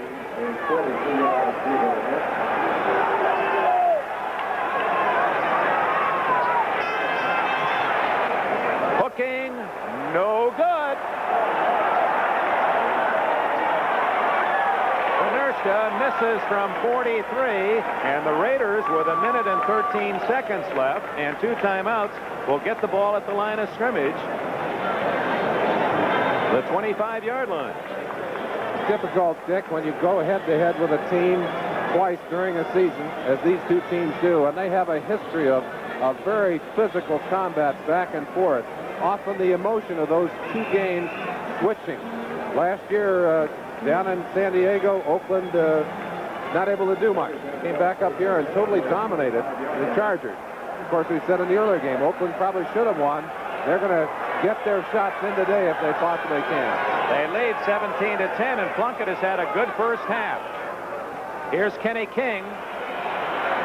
And what a play by Mike Williams, number 29. Williams was the only white shirt over there. He played it well, did not anticipate too quickly, make his move too quickly, and corralled King for a loss of 3. And it appears the Raiders not any too eager to get it going. They got a 17-10 lead. Apparently are not going to take any chances with the ball in their own end. Well, I think they may just sit on that. They've got to be very pleased at the way they have been able to handle the Chargers in this first half. 34 seconds left. And a gain of a yard for Van Egan. Fire center of the defense. Fred Dean in there first. That could well be the last play of the half, unless Oakland wants to hurry out of the huddle. And the Chargers turned it over a couple of times, a fumble and an interception, and also a 5-yard penalty on a play inside the 10-yard line. Cost them 4. They had to settle for the field goal instead of getting a touchdown. Remember, Fouts scored on the quarterback sneak, nullified by the penalty. So it's a 17-10 Oakland lead, and we have another Charger injury, and this time it's Louis Kelcher, 74, who's down. They've already lost their giant right tackle offensively, Russ Washington, and now it's Kelcher, who is recovering from surgery on his knee last year that kept him out most of the year, and they're attending to Kelcher, and it looks as if they're looking at his left knee. Boy, when it rains, it does pour. One of the things you obviously need if you're going to stay in the championship race is a little bit of luck in your health department. You've got to keep people healthy, especially people like Russ Washington and Louis Kelcher. Kelcher up off the ground. A little bit of concern, in fact, a great deal of concern mirrored there in the face of Coach Don Coryell. Kelcher really coming back into his own has been tremendous, especially against the running game. Has had 26 initial tackles and 9 assists in the first 5 games. Has really been one of the reasons that these Chargers have been so tough. The 2 biggest men on the San Diego team, both over 280 pounds, Washington and Kelcher, both injured in this first half.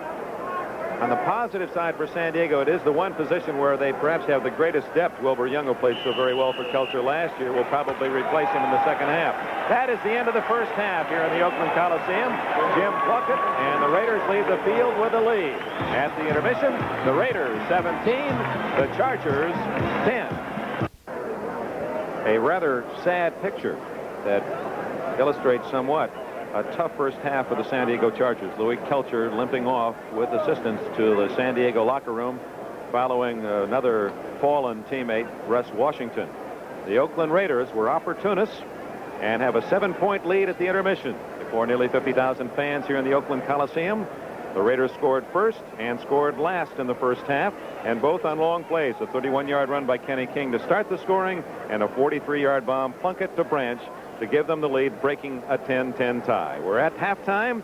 The score, the Raiders 17, the Chargers 10. NFL 80 halftime activities will continue in a moment, right after these messages from your local station. Welcome you back to our NFL 80 studios in New York. I'm Bryant Gumbel. This is Sunday number 6 of the NFL season, trying to get you caught up on the finals around the league.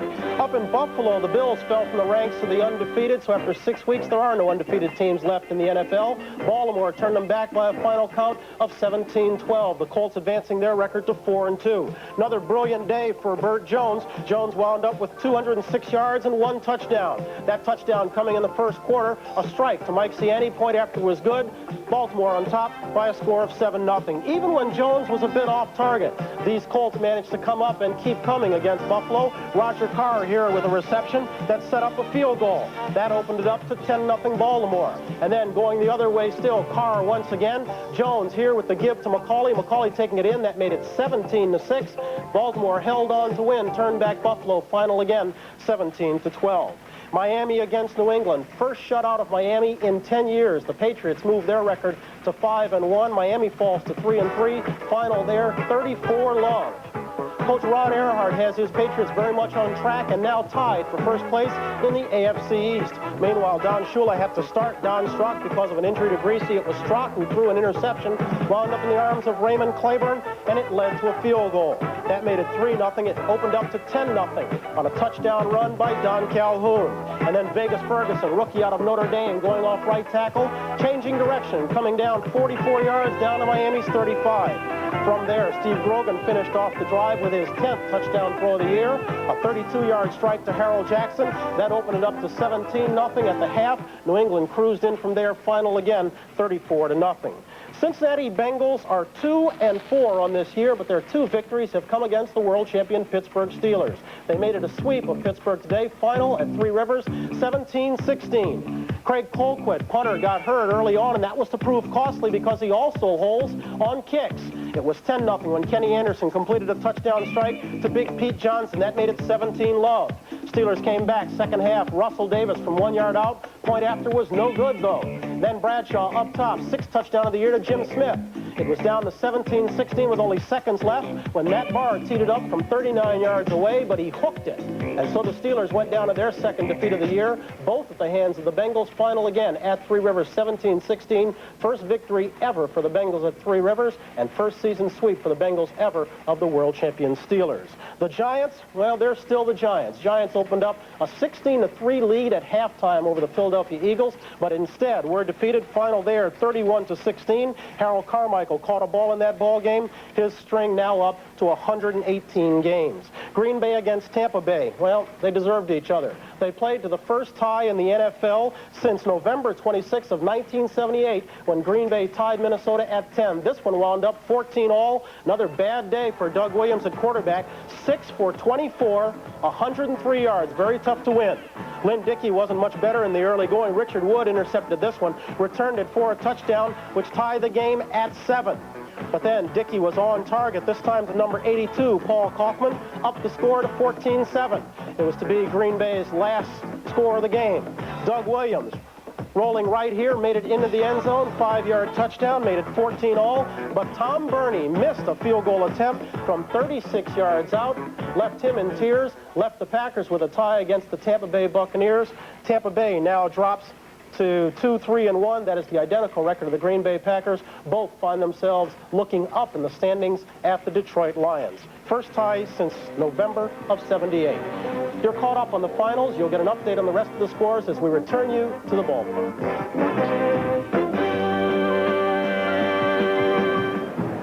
Defeated San Francisco 59-14 as the 49ers won their first three, and now they've lost their last three in a big defeat in Dallas today.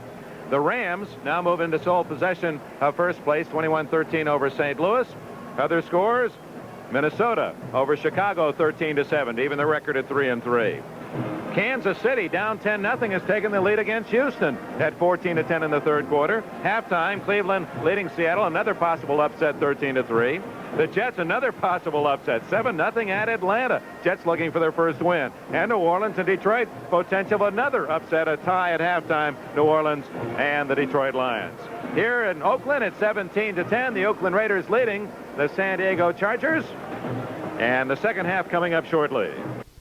Thank you, Dick Enberg. Some of you may already know the scores of week number 6 of this NFL season, but for those of you who broke away for local news, we'll run them down for you from top to bottom. Baltimore win over Buffalo today. First loss for Buffalo, final 17-12. New England shuts out Miami 34-0. First shutout of Miami in 10 years. Cincinnati upset Pittsburgh for the second time this season, final 17-16. Philly, an easy win over the Giants after spotting them a 16-3 lead, beat them 31-16. Green Bay and Tampa Bay battled to a 14-all tie, first NFL tie since '78. Dallas just beat up all over San Francisco, final 59-14. Los Angeles 21, St. Louis 13. Vikings beat the Bears 13-7. San Diego trailing Oakland 17-10. Houston and Kansas City out in front in the third period, 14-10. Cleveland against Seattle. Cleveland leading Seattle 13-3 in the third period. Jets are leading Atlanta 7-0. That ball game also in the third, and it's 3-3 in Detroit. Saints taking on the Lions. We've got a second half of football to come in Oakland. We'll get to that right after this commercial break. Ready for the second half. Dan Fouts warming up for the San Diego Chargers. His team out again. The Oakland Raiders had more plays, more time possession, more first downs, but they trail by 7 points as Kenny King, number 33, got the Raiders off to a flying start with this 31-yard touchdown run in the first quarter. King getting outside very quickly behind the blocking of number 30, Van Egan. Good block right there. 65, Mickey Marvin leading the play. But it's King's speed that sets the play up. And he gets the block, the final block by Marvin, number 65, sprints into the end zone, gets Oakland off on that quick start that they so much wanted against these San Diego Chargers. Chargers came back, Merlin. 5-yard run by John Cappelletti for a score to tie it at 7-7. Then in the second quarter, Jim Plunkett hit Dave Casper a long 35-yard pass to set up a 42-yard field goal by Chris Barr to make a 10-7 lead. Here's that pass. Plunkett going deep down the middle to the man they call the Ghost, Dave Casper. Plunkett had set up the deep shots in this first half by going first underneath. And Casper showing, or that's Branch showing great speed deep as they fire the ball deep to him there. He just outran the defenders into the end zone. But as you said, there was a very fine pass earlier to Casper, also a deep shot. That set up the field goal. Now here's Cappelletti as we go to the San Diego Charger 5-yard run as Cappelletti found his own hole. Overcommitment by the defense, and Cappelletti just sidestepped into the open air and walked into the end zone. They were able to do that because the defense really overcommitted itself, did not protect the backside on the line of scrimmage. And the other 3 points came on a Benershka field goal, but the Chargers actually had a touchdown. It was called back on a 5-yard penalty, and Benershka had to kick a 25-yarder. That's made it 17-10 at the half, and there are the statistics all in San Diego's favor. Typical imbalance, passing and rushing for San Diego. Pretty sound statistics for the Oakland Raiders. You see the imbalance in time of possession, but of course the most important statistic at 17-10 on the board. And Benershka kicks it off to the Raiders to open this second half. Skids to Matthews at the 6. Ira Matthews of Wisconsin to the 20, to the 30. Oh, he's tripped up at the 33-yard line, and a fine tackle by Hank Bauer. He's the star of that San Diego specialty teams, and he made what could have been a saving tackle as Matthews had a big head of steam heading for the far sideline. So let's reintroduce the offense as Jim Plunkett takes the Raiders onto the field. It'll be Plunkett at quarterback. You'll have Kenny King and Mark Van Egan as running backs. Cliff Branch and Bob Chandler the wide receivers. Dave Casper at tight end. Shell, Upshaw, Dolby, Marvin, and Lawrence are the offensive linemen. Russ Washington, we understand, has torn ligaments of the knee. That's bad news. And Louis Kelcher, no report as yet. Both wide receivers to the left on the 32-yard line. Van Egan gets the first call and drives out to the 37-yard line. 52 Ray Preston and 55 Bob Horn made the tackle for San Diego. Wilbur Young, number 99, has moved into the left tackle spot for the injured Louis Kelcher. He played very well last year and there, in fact, was voted the most outstanding defensive lineman by the Chargers, even though Dean was voted the outstanding lineman in the entire AFC. At the 37, second and a long 5.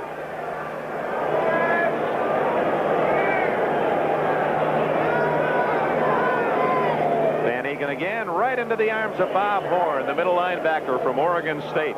Very little gain. It'll be 3rd and 4. 2 big plays back-to-back by the middle linebacker Horn. On the first, he read the play to the outside, flowed wide, made the stop near the line of scrimmage. On that one, reading quickly, just fired up into the line of scrimmage, met the ball carrier right on the line, stopped him cold, puts Plunkett in a 3rd and 5. Arthur Whittington replaces Kenny King. Whittington is out on a flanker right. It's a triple right formation for the Raiders. From the 37-yard line, Plunkett. Good protection. Finds his man Whittington. First down at the 43. Just enough. Woodrow Lowe, linebacker from Alabama, made the stop. A 6-yard gain. Let's go down and look at the action on the line of scrimmage. Number 79, Gary Big Hands Johnson, just trying to bull his way over Gene Upshaw. Number 73, number 50 is Dalby, but he's crowded up in there by number 99, Wilbur Young. Young being pushed to the inside by 65 Marvin. They're bumping them together, keeping them away from the quarterback. Good job of protection by the Oakland Raiders offensive line. On first down, Van Egan squirming out to the 45-yard line. Gary Johnson made the tackle. I think we should point out again, Merlin Olsen, because it's a big part of the game story, that Fouts, who has been protected so very well all year long, was sacked 4 times in the first half, while Plunkett, who was sacked 5 times last week, was protected cleanly. Didn't get his uniform dirty in that first half. Second down and 8. At the Oakland 45, the Raiders lead 17-10. Plunkett for the injured Dan Pastorini at the controls. Whittington, a flag down as Whittington gets it out to the 49-yard line. Looks as if it'll be holding against the Raiders. One of the toughest blocks in football is the onside cutoff for the offensive center, and I believe on that play, number 50, Dave Dalby, ticketed for grabbing Wilbur around the legs. Big Wilbur getting to the outside and doing a falling job, but I think he was tackled from behind. The Raiders penalized 35 yards in the first half, 25 for San Diego, but the penalty calls against San Diego were much more difficult to digest. It was against Dalby, number 50. And one of them actually cost them 4 points. Houston with a field goal to draw within 1 of Kansas City. The Chiefs beat Oakland here last week, their first win of the year. The Lions, after suffering their first loss last week, now lead New Orleans in the 3rd quarter.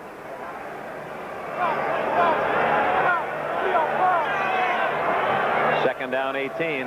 That's King in motion. Plunkett screens it. A flag is down. Van Egan with the ball. And he runs right over a tackler, and he's all the way to the San Diego 49-yard line. Ray Preston finally got him out of bounds. Now let's check the flag. It looked like a tripping call on the line of scrimmage. I think thrown on Mickey Marvin, the right guard. Of course, that's something you don't see very often, but you can't use those legs to trip a defender or trip a runner. It's illegal to do that. Mickey Marvin going head up on big Wilbur Young.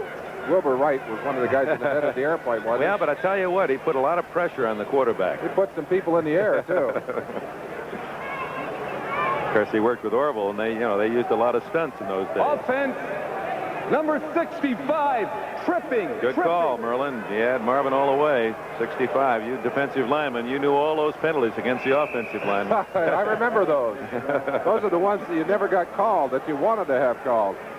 But it is a tough call, and Wilbur's so big that he's not hard to see that on. Some guys don't lose their footing on that and won't be called.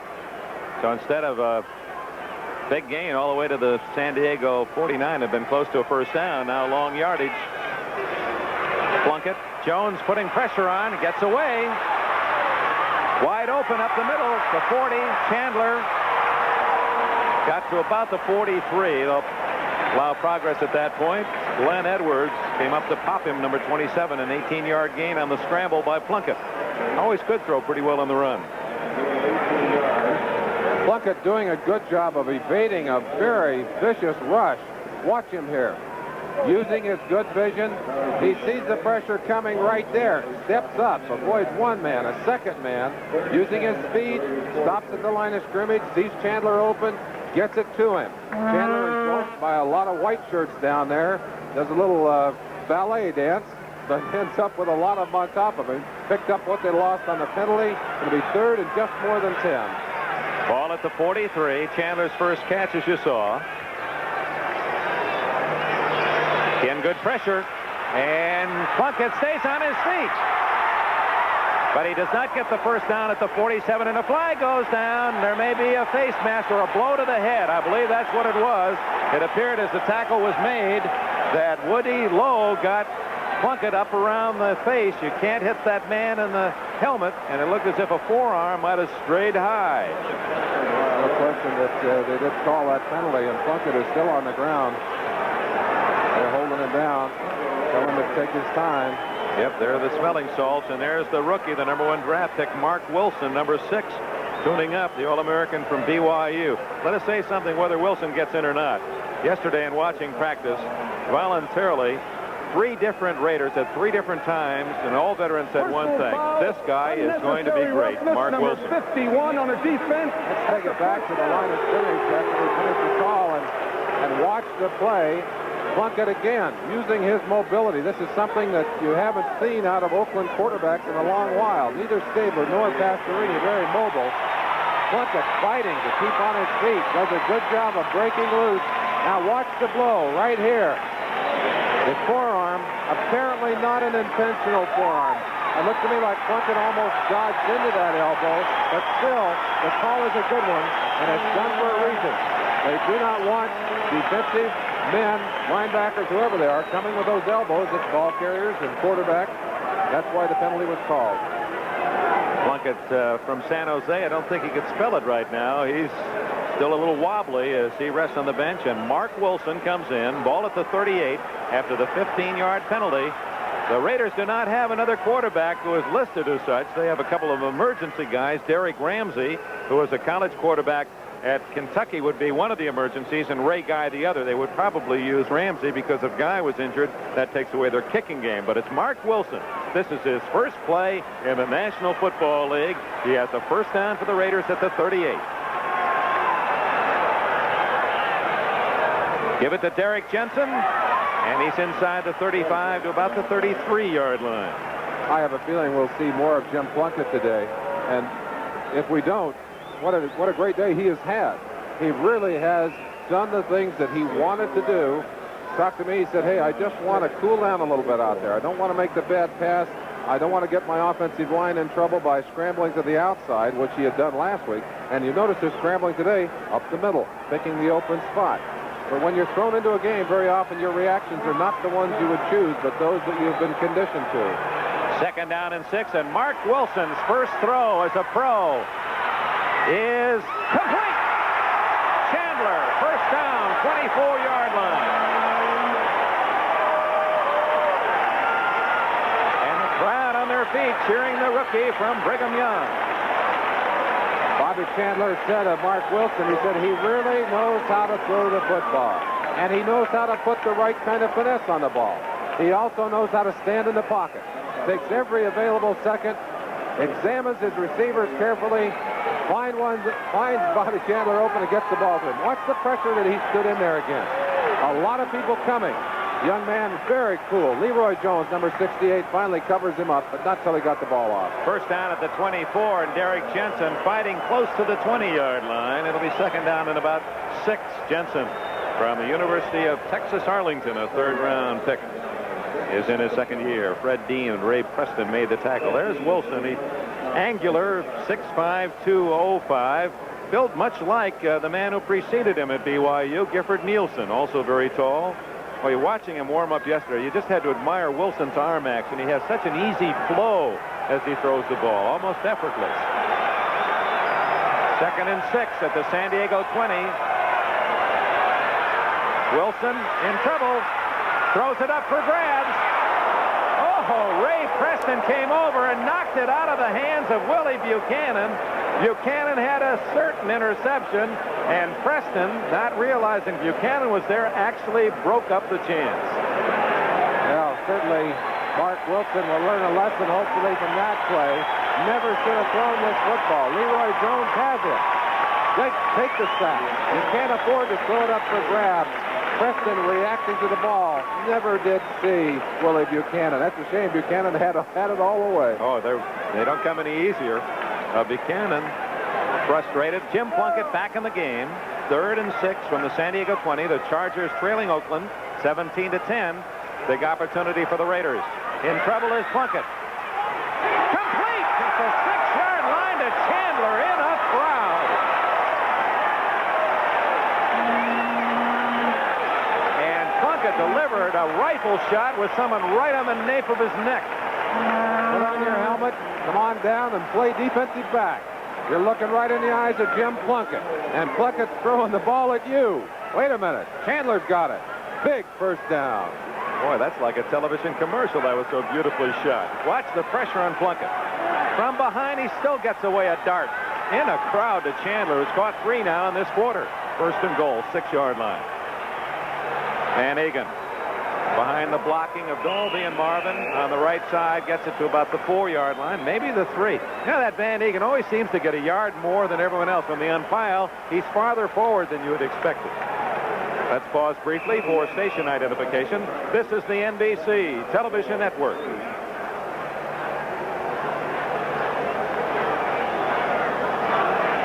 Well, Mark Wilson, his pro baptism today. He has the excitement of his first completion and nearly the disappointment of what should have been his first interception. And maybe his most valuable lesson of his early career. 2nd and goal at the 3. Van Egan close to the 1. He tumbles forward. Touchdown! There's another case in point. He was stopped at the 1. He got one more. And Oakland now has a 2-touchdown lead. Van Egan comes up with a piece of the turf on his face mask, but a chance for you to go down into the pit. And Van Egan will be coming right at you in its second effort. It's that excellent second effort. The drive right there, the extension. He would not be denied. Actually, he's crawling almost over the top of his own people. Second look at it. Again, into the pile of bodies, and it's Van Egan making his way across the goal line for the 6 points. Well, you can title that a nose for the goal line. How many players have been called just as a positive remark, and Van Egan may be the captain of the team. So Van Egan's second effort on a drive that saw Plunkett injured and Mark Wilson coming in, and the Raiders now lead by 14. The Oakland Raiders, Mark Van Egan, their old-time rusher, has a touchdown from 3 yards out to cap that drive. And Oakland now leads San Diego at the midpoint of the 3rd quarter, 24-10. So the Chargers, who lost their first game of the season last week, need a rally, down by 14. Here comes Muncie right up the middle into the 30-yard line. Here's the report on Russ Washington.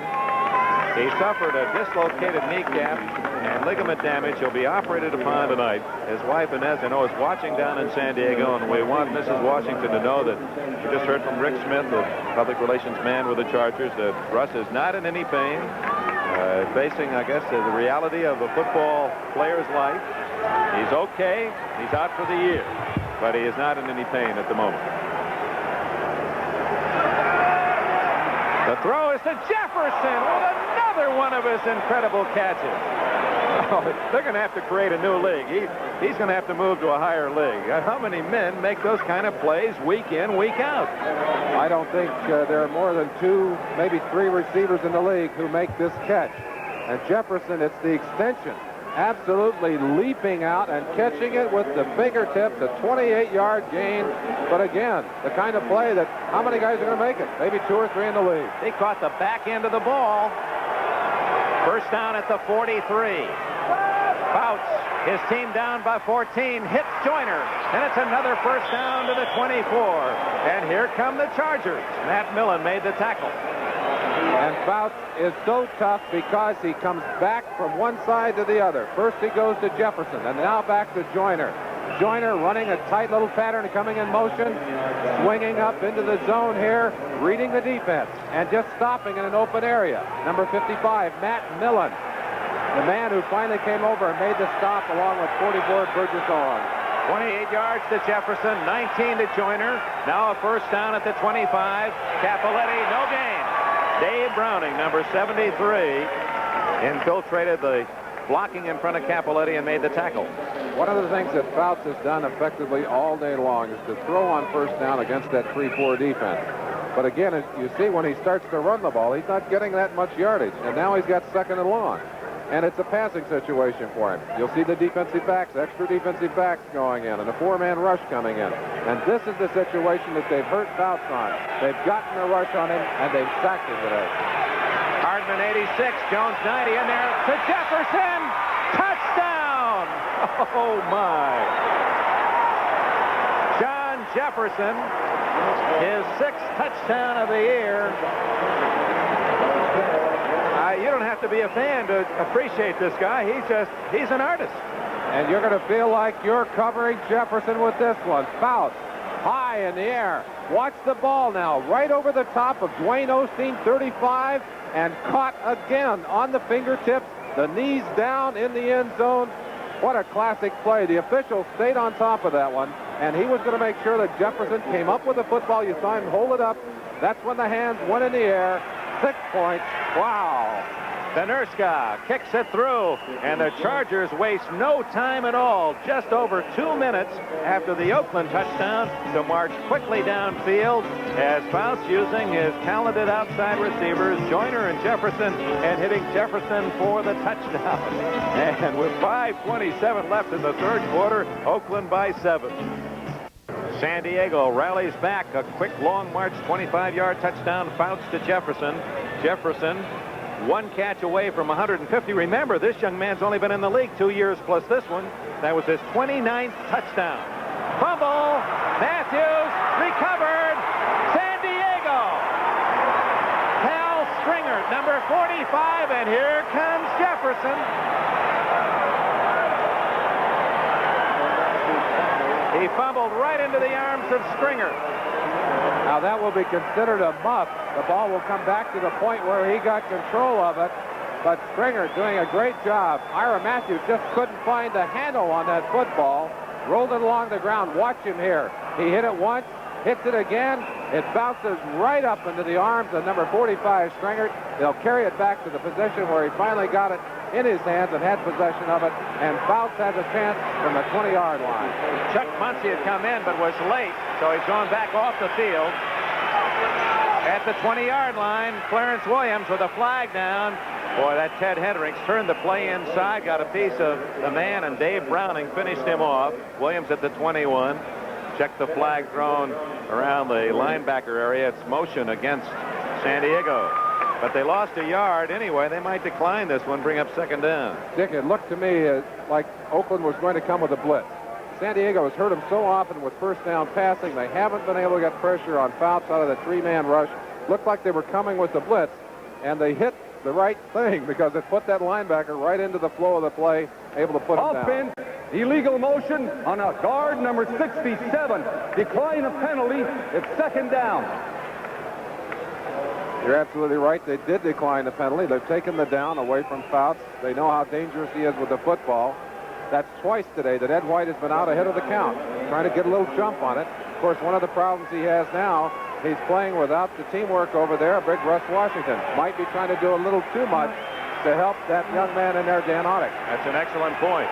On 2nd and 11, the 21, over to Joyner, and down he goes at the 10-yard line, close to a first down. Update now. All right. We thought we were going to go back to New York for an update. Brian Gumble standing by to bring you up to date on games played elsewhere. And, of course, that's been one of the features here on NBC that so many of you have applauded. As a fan, to be able to see one game and see all the highlights almost immediately of the other action around the NFL is something we at NBC Sports are very proud of. Let's see, they spotted at the 10. Not quite a first down. 3rd and inches. San Diego trying to tie it up. Williams over the top. That'll be enough for a first down at the 9. It'll be first and goal at the 9 for San Diego when we return. But first, let's go to New York for this update. Thank you, Dick Enberg. Around the country, USC Trojan running backs are doing quite well. Lynn Kane, operating in Atlanta, going in from 2 yards out, pushes the Falcons into a tie with the Jets. And in Seattle, this is Charlie White, class of 80, pushes Cleveland ahead of Seattle, 20-3. Let's go back to Oakland, Dick and Merlin. Well, it really has been another exciting football Sunday. Thank you, Bryant. Charlie Joyner, that last catch is 6 for 100 yards today. It's first and goal, San Diego at the 9. Dick Enberg with Merlin Olsen at the Oakland Coliseum late in the third quarter. Oh, it's Cappelletti, fumble! And who's got it? Both sides are reaching. Oakland says it has it, but no official word yet. The Raiders are coming on the field. Yes, Oakland's ball. Dick, we talked about the fact that there was a blitz on that last first down situation, and it appears that Ted Hendricks again just coming wide open on the blitz. You'll have a chance to see it. He'll come from the top of your screen, number 83, and he catches John Cappelletti and just levels Cappelletti. The ball flying free. That's number 40. Clarence Williams scrambling for it, unable to get it. South side's in. He misses it. The Raiders have a big turnover. I know many of you were with us the first game a month ago between these two teams in San Diego. Not unlike the excitement of this one. It ended in a 24 tie when this man Plunkett threw a touchdown pass in the last seconds, and San Diego won in overtime. It's 24-17 as Dan Egan straight ahead to the 12-yard line. Just to recap for you, Ira Matthews, after the San Diego touchdown that pulled the Chargers to 24-17, muffed the kickoff, recovered by Stringert at the 20. The Chargers had a first down at the 9. Cappelletti hit hard by Hendricks. I don't think he even had the handoff before Hendricks tackled him, fumbled, and now Oakland, with another turnover, has stopped San Diego's bid to tie it up.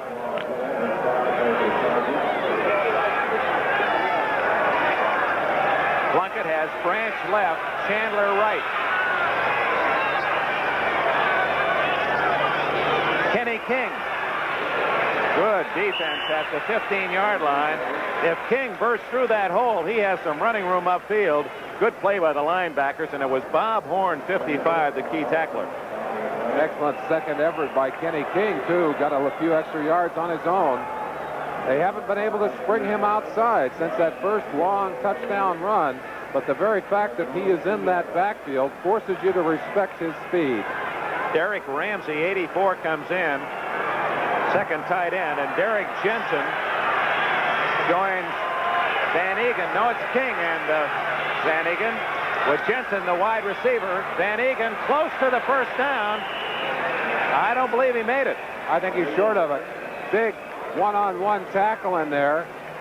They got Van Egan twisted up, got him out of position. He couldn't use the strength in his back and his legs, and I think they may have stopped him. Ben Dright, the referee, motioning for the chain gang to come out for a measurement. It stops the clock with 2 minutes, 14 seconds left in the third quarter. It was tied at 7 at the end of the first quarter. Oakland led 17-10 at the half on a bomb from Plunkett to Branch of 43 yards. It's 24-17 as both teams have scored here in the third quarter. And for a first down at the 19, no. Fourth down.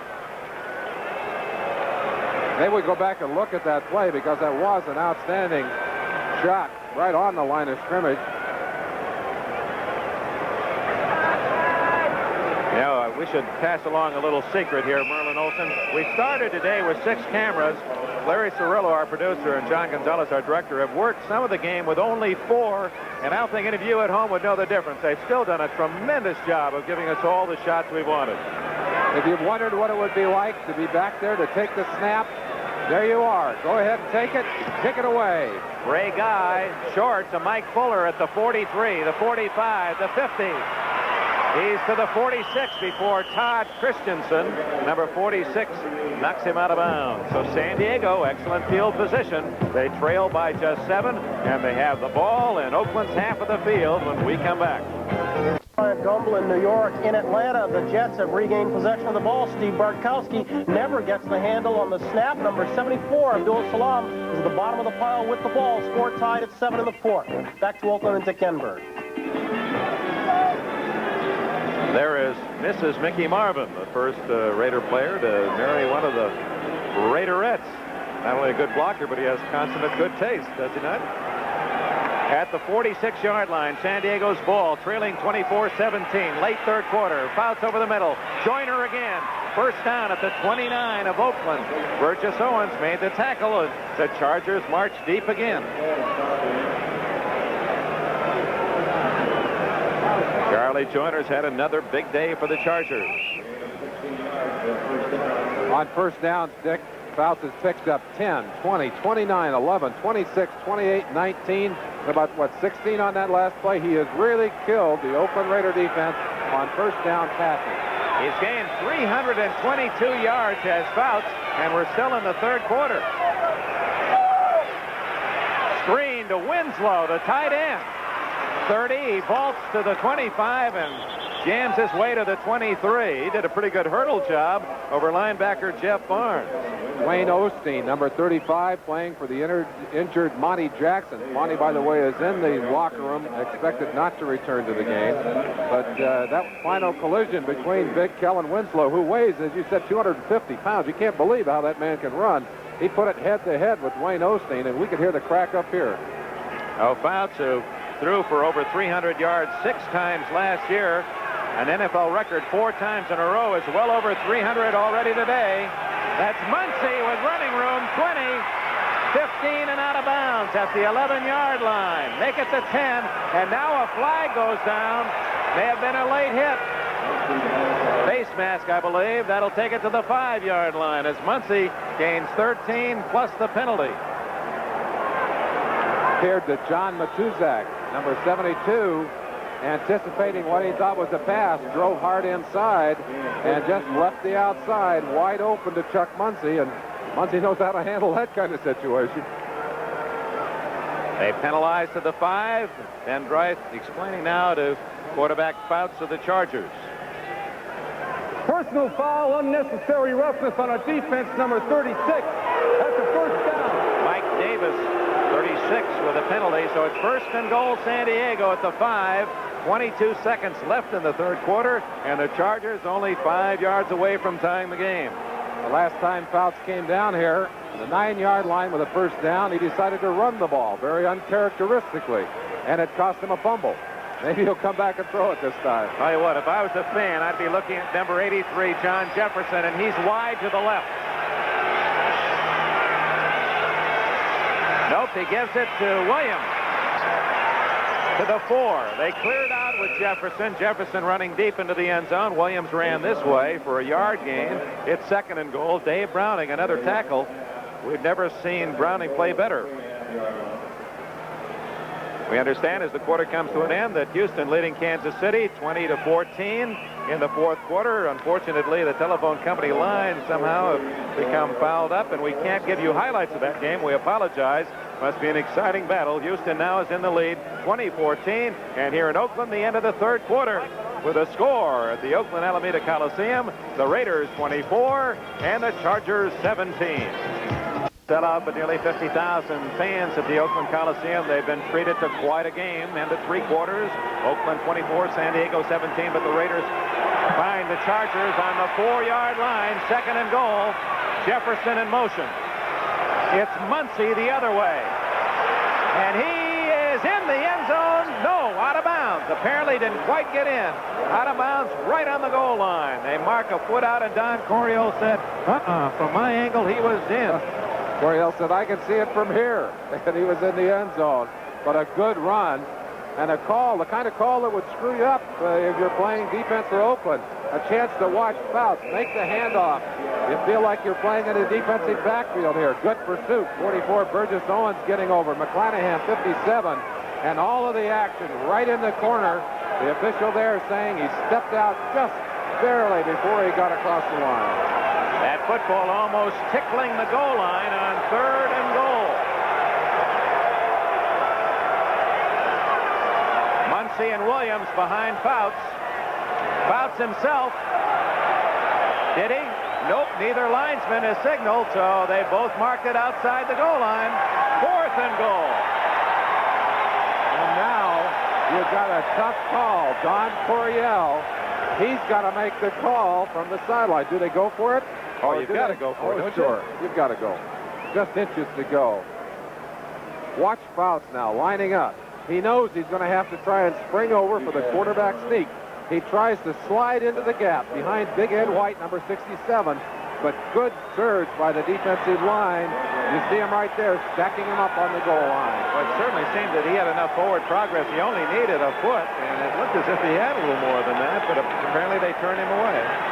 That football now has to break the plane of that goal line. And once it does, it's a scored touchdown.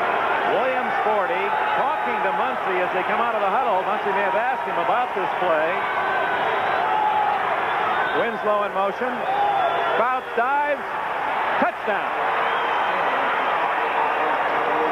In comes Benerska to try the extra point that would tie it. It's 24-23 Oakland. And you see some relief being run off the legs of Don Coryell. Fouts again coming right back with the surest of all short yardage plays, the quarterback sneak. And it's working to the other side. He's gone behind White on the first play, dives in behind Wilkerson, number 63 on this one. Good job by Wilkerson and Masick. Masick, the offensive center. Fouts carries it across the end line, 6 points.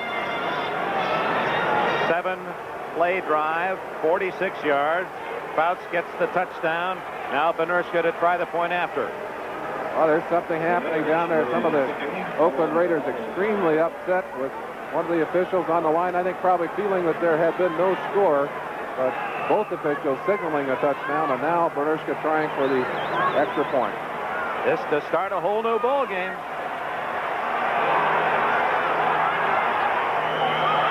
San Diego 24, Oakland 24, and we have a world of time left. 14 minutes. Well, by the way, that was the score at the end of regulation down in San Diego, 24, and the Chargers won in overtime. We start from 24 again. 14-26 remaining as Don Coryell celebrates that touchdown by Fouts. We'll be right back. Back at the Oakland Coliseum, 14.5 minutes remain. The Chargers and the Raiders right where they were when the game ended a month ago at 24. The Raiders to receive the kickoff from Benerska. Matthews and Whittington are deep. Hit well by Benerska. Whittington from SMU at the 4. 15. Darts to the 20. Flag down. And so is Whittington at the 29. Smothered by a quintet of Charger tacklers. While they check on the penalty, let's go back to Fouts' touchdown. You're going to have some fun with this. You are the umpire looking in. That's Fouts. He's going to come toward you on the sneak. Now, you got to find the ball. This is an Easter egg hunt. Search and search. Where is Fouts? Where is the ball? Raiders, well, there it is. Watch it now. He sticks it out over the goal line and sticks the ball down over the goal line. You know what it reminds me of? The old days. Remember when we were kids, you had to put the ball down in the end zone when you scored. That guy made it all official. Personal foul, slipping, number 53. It reminds me of an old Detroit Lions story the late Van Patrick told about the veteran defensive lineman Thumb McGraw of the Lions. He had a big, deep voice, and there was a play much like that, and they were defense for the Browns were saying, he's touchdown, touchdown time. McGraw from deep down in the bottom of the field said, oh, no, it isn't. And he was right. Oh, Kenny King breaks loose. He might go all the way. He's got Shaw to beat. 50, 40, 30. He's got to score. 89 yards.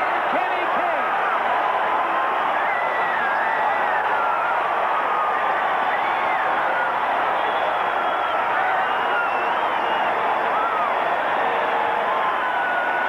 And delirium in Oakland.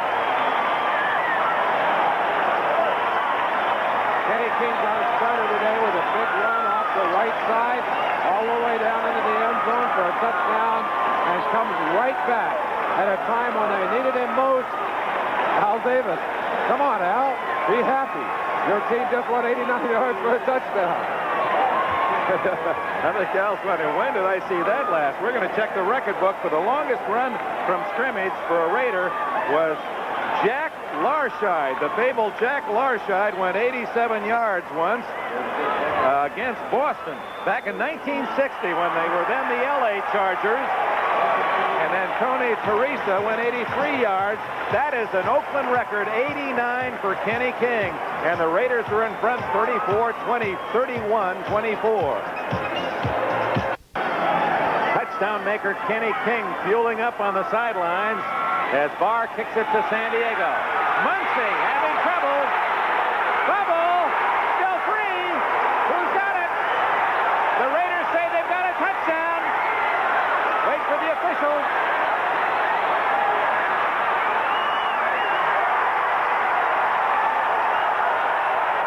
Golden touchdown, Ben Wright. Let's follow that pilot to see who got the ball as Muncy fumbled it into the end zone. They're still fighting for it, but it doesn't matter now. There he is, Todd Christensen. His first professional touchdown, and he's going to take the pumpkin home with himself. All right, Todd Baby. You can almost read Muncy's mind on that play. We're going to have a chance to show it to you again. Muncy fumbled it as he tried to grab it on the hop. We'll have a chance to see that momentarily. Coryell can't believe it yet. We should point out that was a muff all the way. Had Muncy fallen on it, it would have been San Diego's ball at the 20. It would not have been a safety. The kick is good, and in a matter of just a handful of seconds, the Oakland Raiders have scored 14 points. Now let's watch Muncy. He tries to feel it on the hop. Never gets possession of the ball. The ball rolls into the end zone. If he lays on it there, it comes out to the 20. But he never got it. The ball knocked loose by number 81, Morris Bradshaw, and it was Todd Christensen looping in and covering it, and right there, the Raiders knew they had the touchdown. Now let's go back to Kenny King's Oakland Raider record of 89 yards rushing. Look at as he breaks tackles, sweeping to the left. Now the man that tries to get him as he goes down the sideline is number 44, Pete Shaw. Shaw coming over, has the angle, and dives right there, gets a hold of the shirt, and hits the heels, but King is too strong to go down, drives it into the end zone. What a big play. And for a man who last year with Houston rushed the ball a total of 3 times for 9 yards, and here today has geared himself for a 31-yard touchdown around the right side, 89 yards around the left side. Now San Diego still nearly 14 minutes left. They're down by 2 touchdowns. Muncy, here he comes. 30, 40, and the last man gets Muncy at the 43-yard line. Great question. What does San Diego do? They've had 2 very big plays back-to-back against them. Well, if you're a good team, you come right back, and you start it with a good kickoff return. Muncy knows he's got to do something to make up for that mistake he made. Here he comes. Big return all the way out of the end zone. Gets it almost to the midfield line. And now it's up to the offense and Dan Fouts. Let's see how they react to this pressured situation. I know you feel the same way, Merlin Olsen. The Chargers are not the kind of team that folds under pressure. They usually come right back. And there's Winslow making a diving catch at the 40-yard line. And a first down in Oakland territory. 18 more yards for Fouts. Winslow finding some room to the outside. Watch him make a little room for himself. Otis McKinney, 23. Now the ball is thrown. His feet slip out from underneath him here, but the concentration there is complete as he stays on the football and comes up with the reception. Fouts is not particular. He uses those 3 big targets. Jefferson's caught 4, Winslow 5, Joyner 7 today. First down from the Oakland 40. Fouts going deep. Is it a good catch? No, out of bounds is Jefferson. He's claiming he was knocked out of bounds by the defender, Dwayne Osteen, but he would have been out anyway. Of course, he must keep those feet in. However, if you're pushed out while you're in the air, they will give them the completion. Now, Oakland went to a 4-man rush on that play on a first down situation. Let's watch Jefferson. Now, Jefferson is up above the line, but there's no question his own momentum carried him out. Good call by the official. Boy, it's hard when you see that graphic. Jefferson, third year out of Arizona State. Boy, no one in the history of this game has ever started better than Jefferson. Winslow again at the 35. Otis McKinney, Lester Hayes, and Mike Davis collaborate on the stop. Winslow is going to have to be careful. That's the kind of play you get injured on. He's trying to do it all himself. And when you get stacked up like that, sometimes the wise move is to go to the ground, especially for a guy with all that body area. You get a bunch of those defenders coming in, you get broken ribs, cracked ribs, banged up legs. That's something he's going to have to learn, Dick. Winslow in his second year out of Missouri. A gain of nearly 6. Call it third and a long 4. Fouts, 12 minutes left in the game. Here go the Raiders. Hendricks at the 49. And Hendricks, had it not been for Doug Wilkerson, would have scored a touchdown.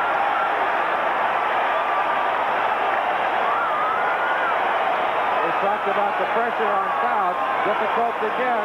They've been getting it from the blitzing of Ted Hendricks, number 83, and what a big play there. The Oakland Raiders have forced the 5th turnover of this game. They have it again near midfield, leading 38-24. The Raiders have turned it around. They had something like 13 turnovers in the last couple of games, but they've gotten the ball from San Diego 5 times, and that's the key. And Hendricks very nearly had a touchdown. It was only the tackle by Wilkerson. Hendricks had clear sailing. First down at the Oakland 48. The Raiders lead by 2 touchdowns as Whittington is corralled and dropped at the 47-yard line. And even though they're ahead by 2 touchdowns and all the breaks going their way, Merlin, you get the feeling that the Chargers are still very much in this game with 12 minutes left. Well, certainly no question about that. They're one of the most explosive offensive teams in football. The pressure now on their defense. You can't give Oakland a chance to eat up that clock. You want a 3 and out. You want to have 3 quick plays and then get your offense back on the field. At the same time, we talk about 5 turnovers. Oakland has also had 5 sacks on Fouts. That equals the number in 5 games coming in. Very crucial. Jim Plunkett, 47-yard line, second and 11. In trouble and gets away and throws complete to Chandler at the 41-yard line, and that'll be a first down for Oakland. And while they unpile, and we get a replay, we're going to duck in a score. And a big upset again. Kansas City has defeated Houston 21-20. That final just in. They scored with just under 3 minutes left, and the Chiefs have scored back-to-back wins. Houston has lost 2 in a row. That's the 3rd time today that Plunkett's mobility has allowed him to make big plays. The kind of plays that could not have been made by Pastorini, could not have been made by Stabler. Plunkett did it with his ability to elude the rush and then find the open receiver. Plunkett, 10 out of 12, 150 yards, hands it off to King to the 37-yard line. King, an All-American at Oklahoma. 3rd-round pick by the Oilers last year.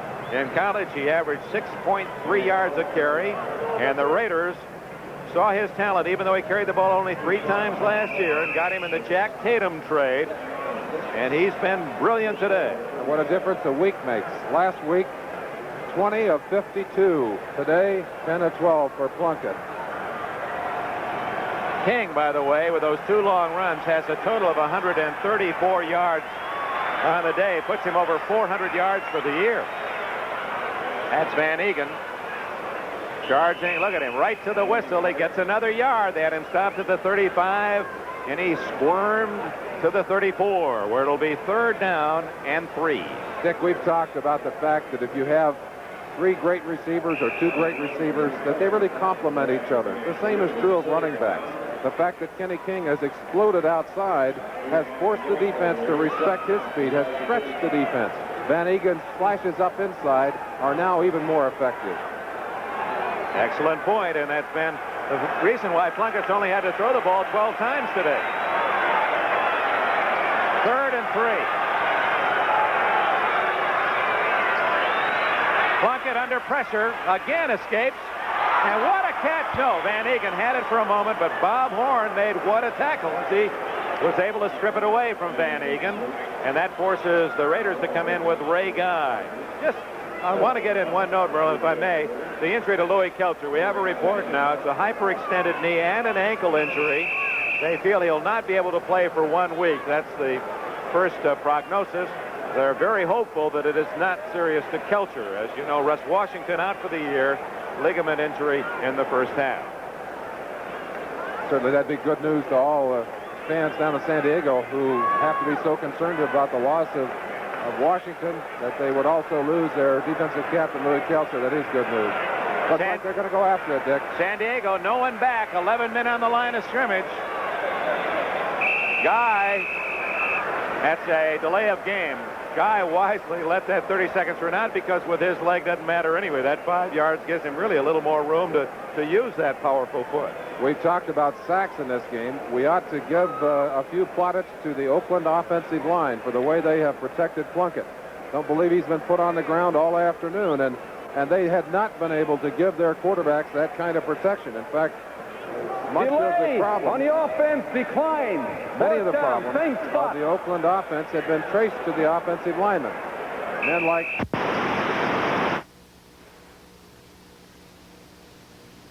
Burgess Owens. This is 2nd and 10. Chuck Muncy out to about the 12-yard line. Mike Davis making the tackle for the Oakland Raiders. Number 36 along with 37, Lester Hayes. Hayes, quite a story himself as you look at Fouts. Lester from Texas A&M. Well, that was a good Aggie team. They had Pat Thomas, cornerback with the Rams, Ed Simonini, the linebacker, Robert Jackson, another linebacker. They had a talented defense, and now 4 of them playing in the NFL. 3rd and 6.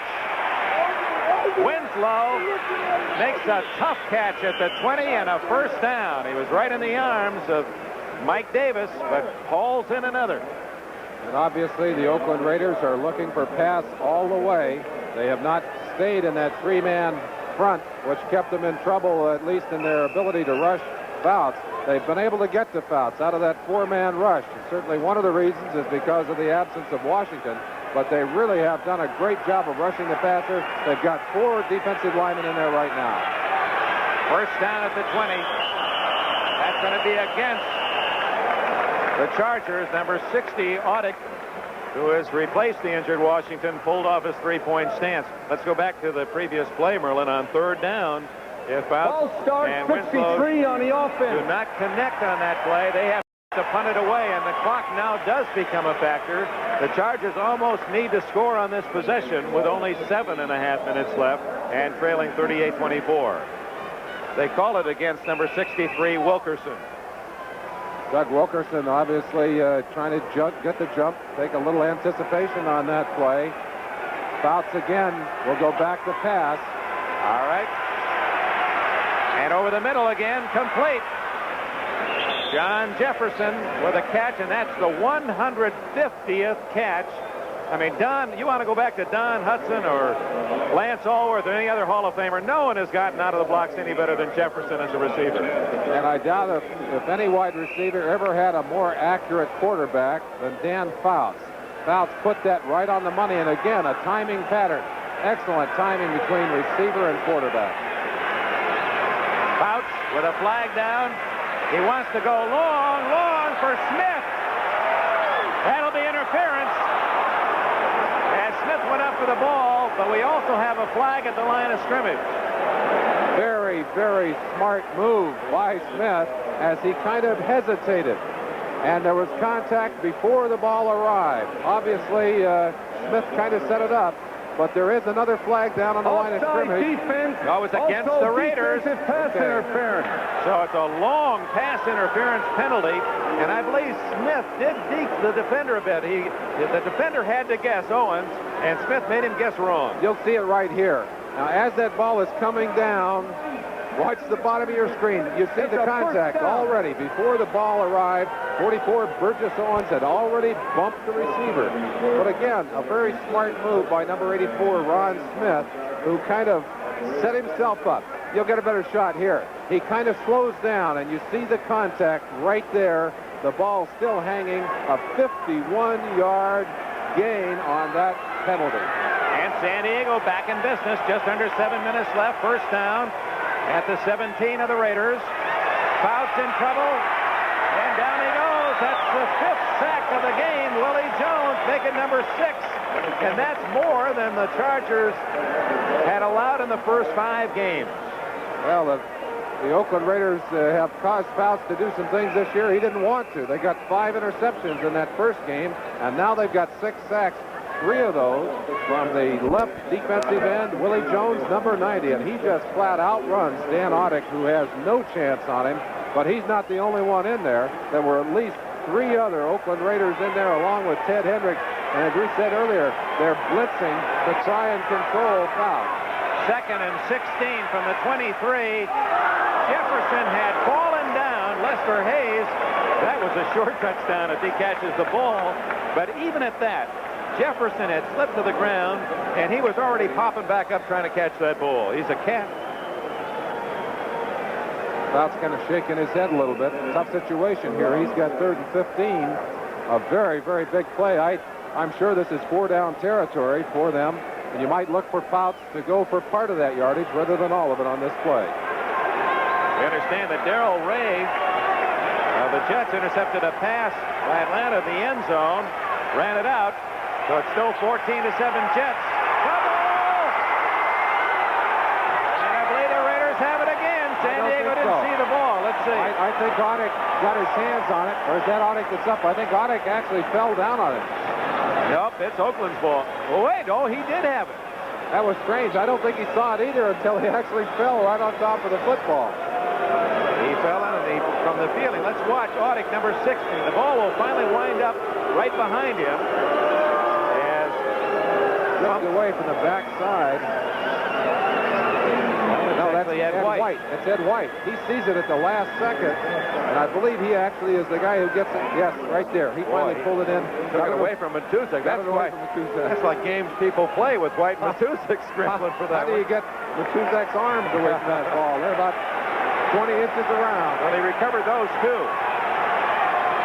4th down and long to the end zone for Jefferson, and there's one he can't catch.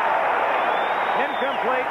The Raiders take over on downs. Dwayne Osteen, 35 on the coverage.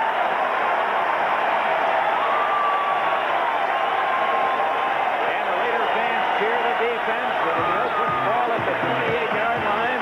5 minutes and 27 seconds remain here in Oakland, and the Raiders still on top by 2 touchdowns. Oakland Raiders have held the Chargers, lead 38-24. 5.5 minutes remain in the game. See how cautious Plunkett plays it. On the ground to King. Out to the 31-yard line. Let's check the other final scores in the National Football League today. 17-12, Baltimore beats Buffalo. New England shuts out Miami, 34-0. Big upset in Pittsburgh. Cincinnati's second win, both against the Steelers, 17-16. The Eagles were down 16-3 early, but beat the Giants 31-16. In overtime, neither team able to score. Green Bay, Tampa Bay tie at 14. First tie of the NFL year. Those all final scores. 2nd down and 7. Plunkett from his center, Dave Dalby. A draw to King. Wrapped up at the 32-yard line after a yard gain. It'll be 3rd down and 6. Other finals, Dallas clobbering the 49ers 59-14 at Texas Stadium.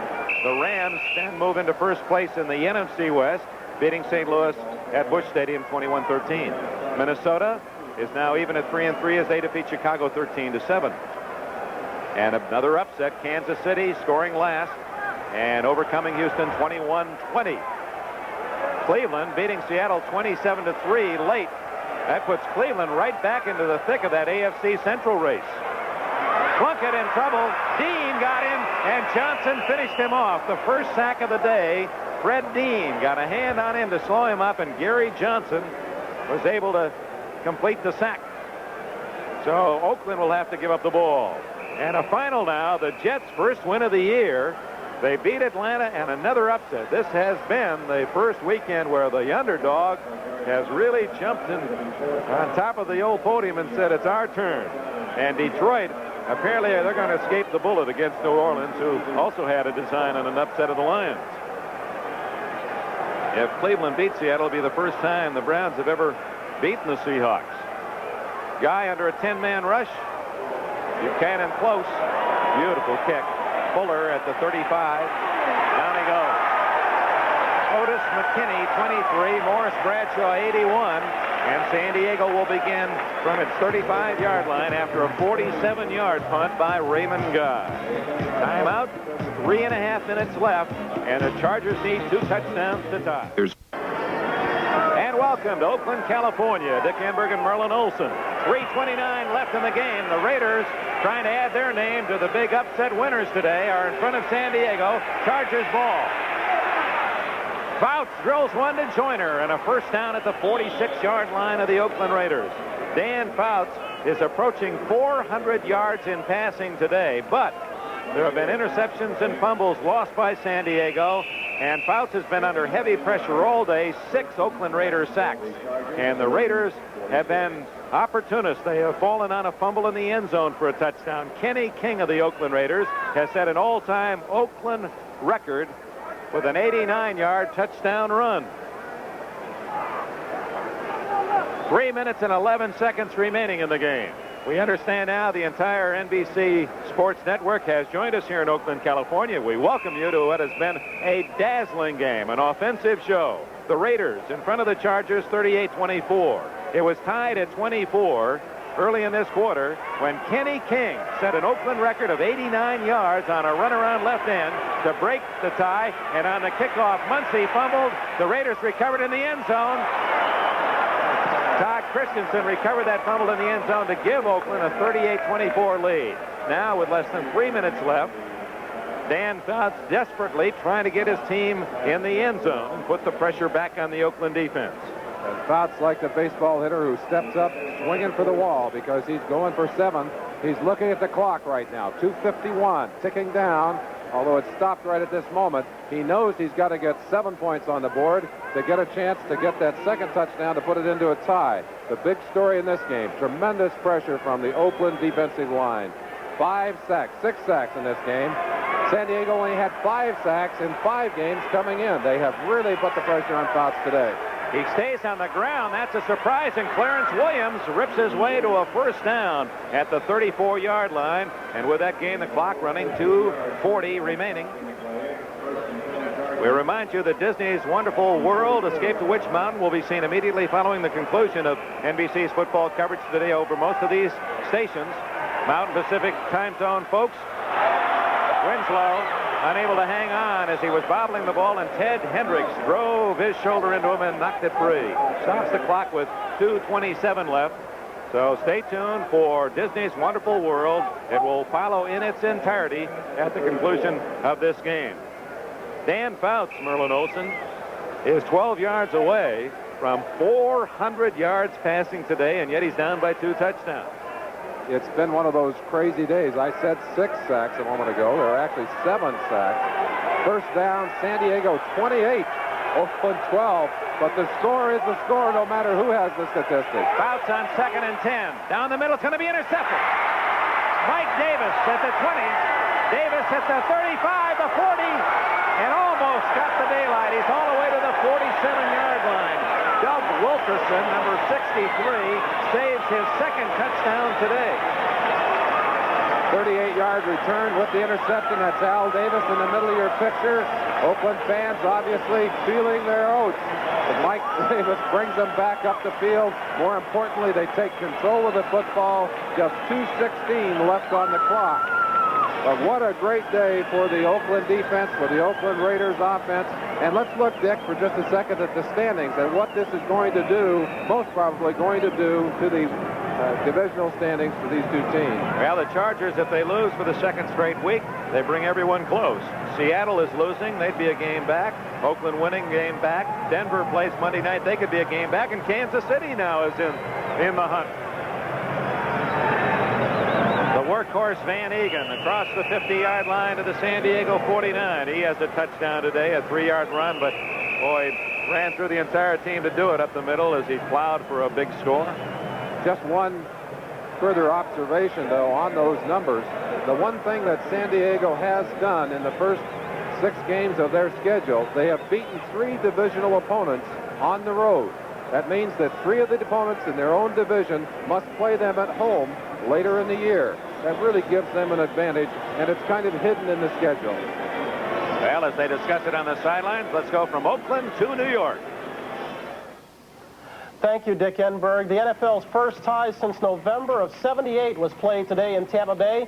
Battle of the Bays, Tampa and Green tied at 14.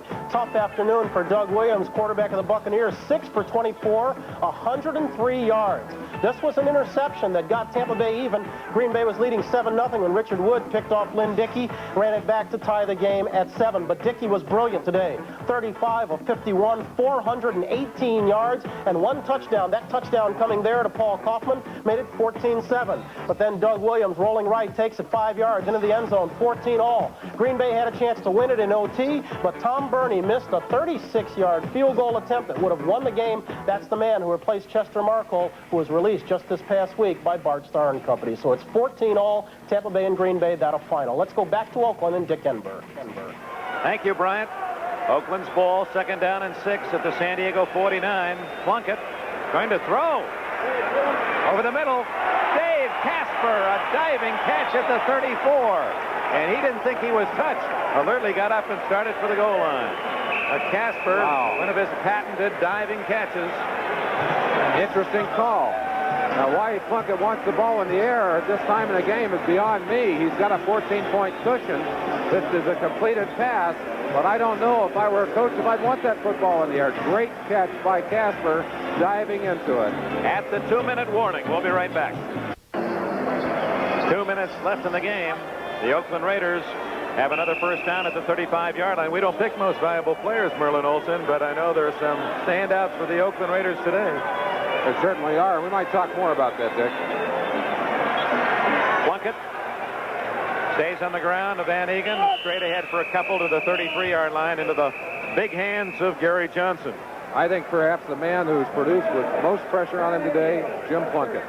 He came into this game after a rather bad performance last week, threw 50 passes, only able to complete 20, and he really was the man who was on the dime. Has done an excellent job today. And of course, Kenny King on the offensive side. I think those are my 2 MVPs on offense. Now let's look over on the defense for a second. By the way, excuse me a moment. There's King, 138 yards rushing, including the 89-yard run for an Oakland record. Wow. You know why we included him, and you know why we included Plunkett. Look at his numbers. 11 for 14, 174 yards, has called some excellent plays, and his big scrambles maybe have been the most important plays in the game. Defensively, 2 guys that should be singled out. First, Ted Hendricks. He's the guy that's been separating him from the football all day, blitzing coming in from the outside. And the other guy that I would nominate, Willie Jones. And maybe aptly named half Willie Davis and half Deacon Jones. He's been all over him today out there. Number 90, and Ted Hendricks, who always around the ball, nearly had his 4th career touchdown as he picked up a fumble, and Wilkerson caught him by the heels, or he'd have been gone. Plunkett looks at 2nd down and 8 at the 33. Gives it to Whittington. And he's to the 28-yard line. The Chargers grabbing at the ball, and they call time, and that will be their final timeout. Lowe and Preston made the tackle. There is Willie Jones. He's from Florida State, a 2nd-round pick a year ago. And it was interesting. The Raiders were talking about Jones, said he's ready for a big one. He came through today. From Oakland, where it's 38-24 Raiders, let's go back to Bryant in New York. All right, Dick, this was one of the plays that did in the Buffalo Bills. Burt Jones going up top, touchdown to Mike Ciani, made it 7-0 early on, and the Colts never looked back, winning 17-12. You got it, Dick. Okay, Bryant. Yeah, great job in New York. I imagine that's like putting your head into an anthill with all the scores and games coming in. I don't know how you keep all the names and scores straight. A great job again today. Dick, just one further comment. More football games are lost than are won. But this is clearly a game that was won by the excellence of the Raiders on this particular day. The San Diego Chargers have played good football. They have made some mistakes, but the mistakes have been forced errors. They haven't been unforced on most occasions. And it's really the quality of the performance of the Oakland Raiders that has brought them on top today. 3rd down and 3. The Chargers are out of timeouts. And if this is a first down, it's all over. And I believe play. Van Egan has it at the 24-yard line. Now it becomes academic. They'll just run it out. Now to New York.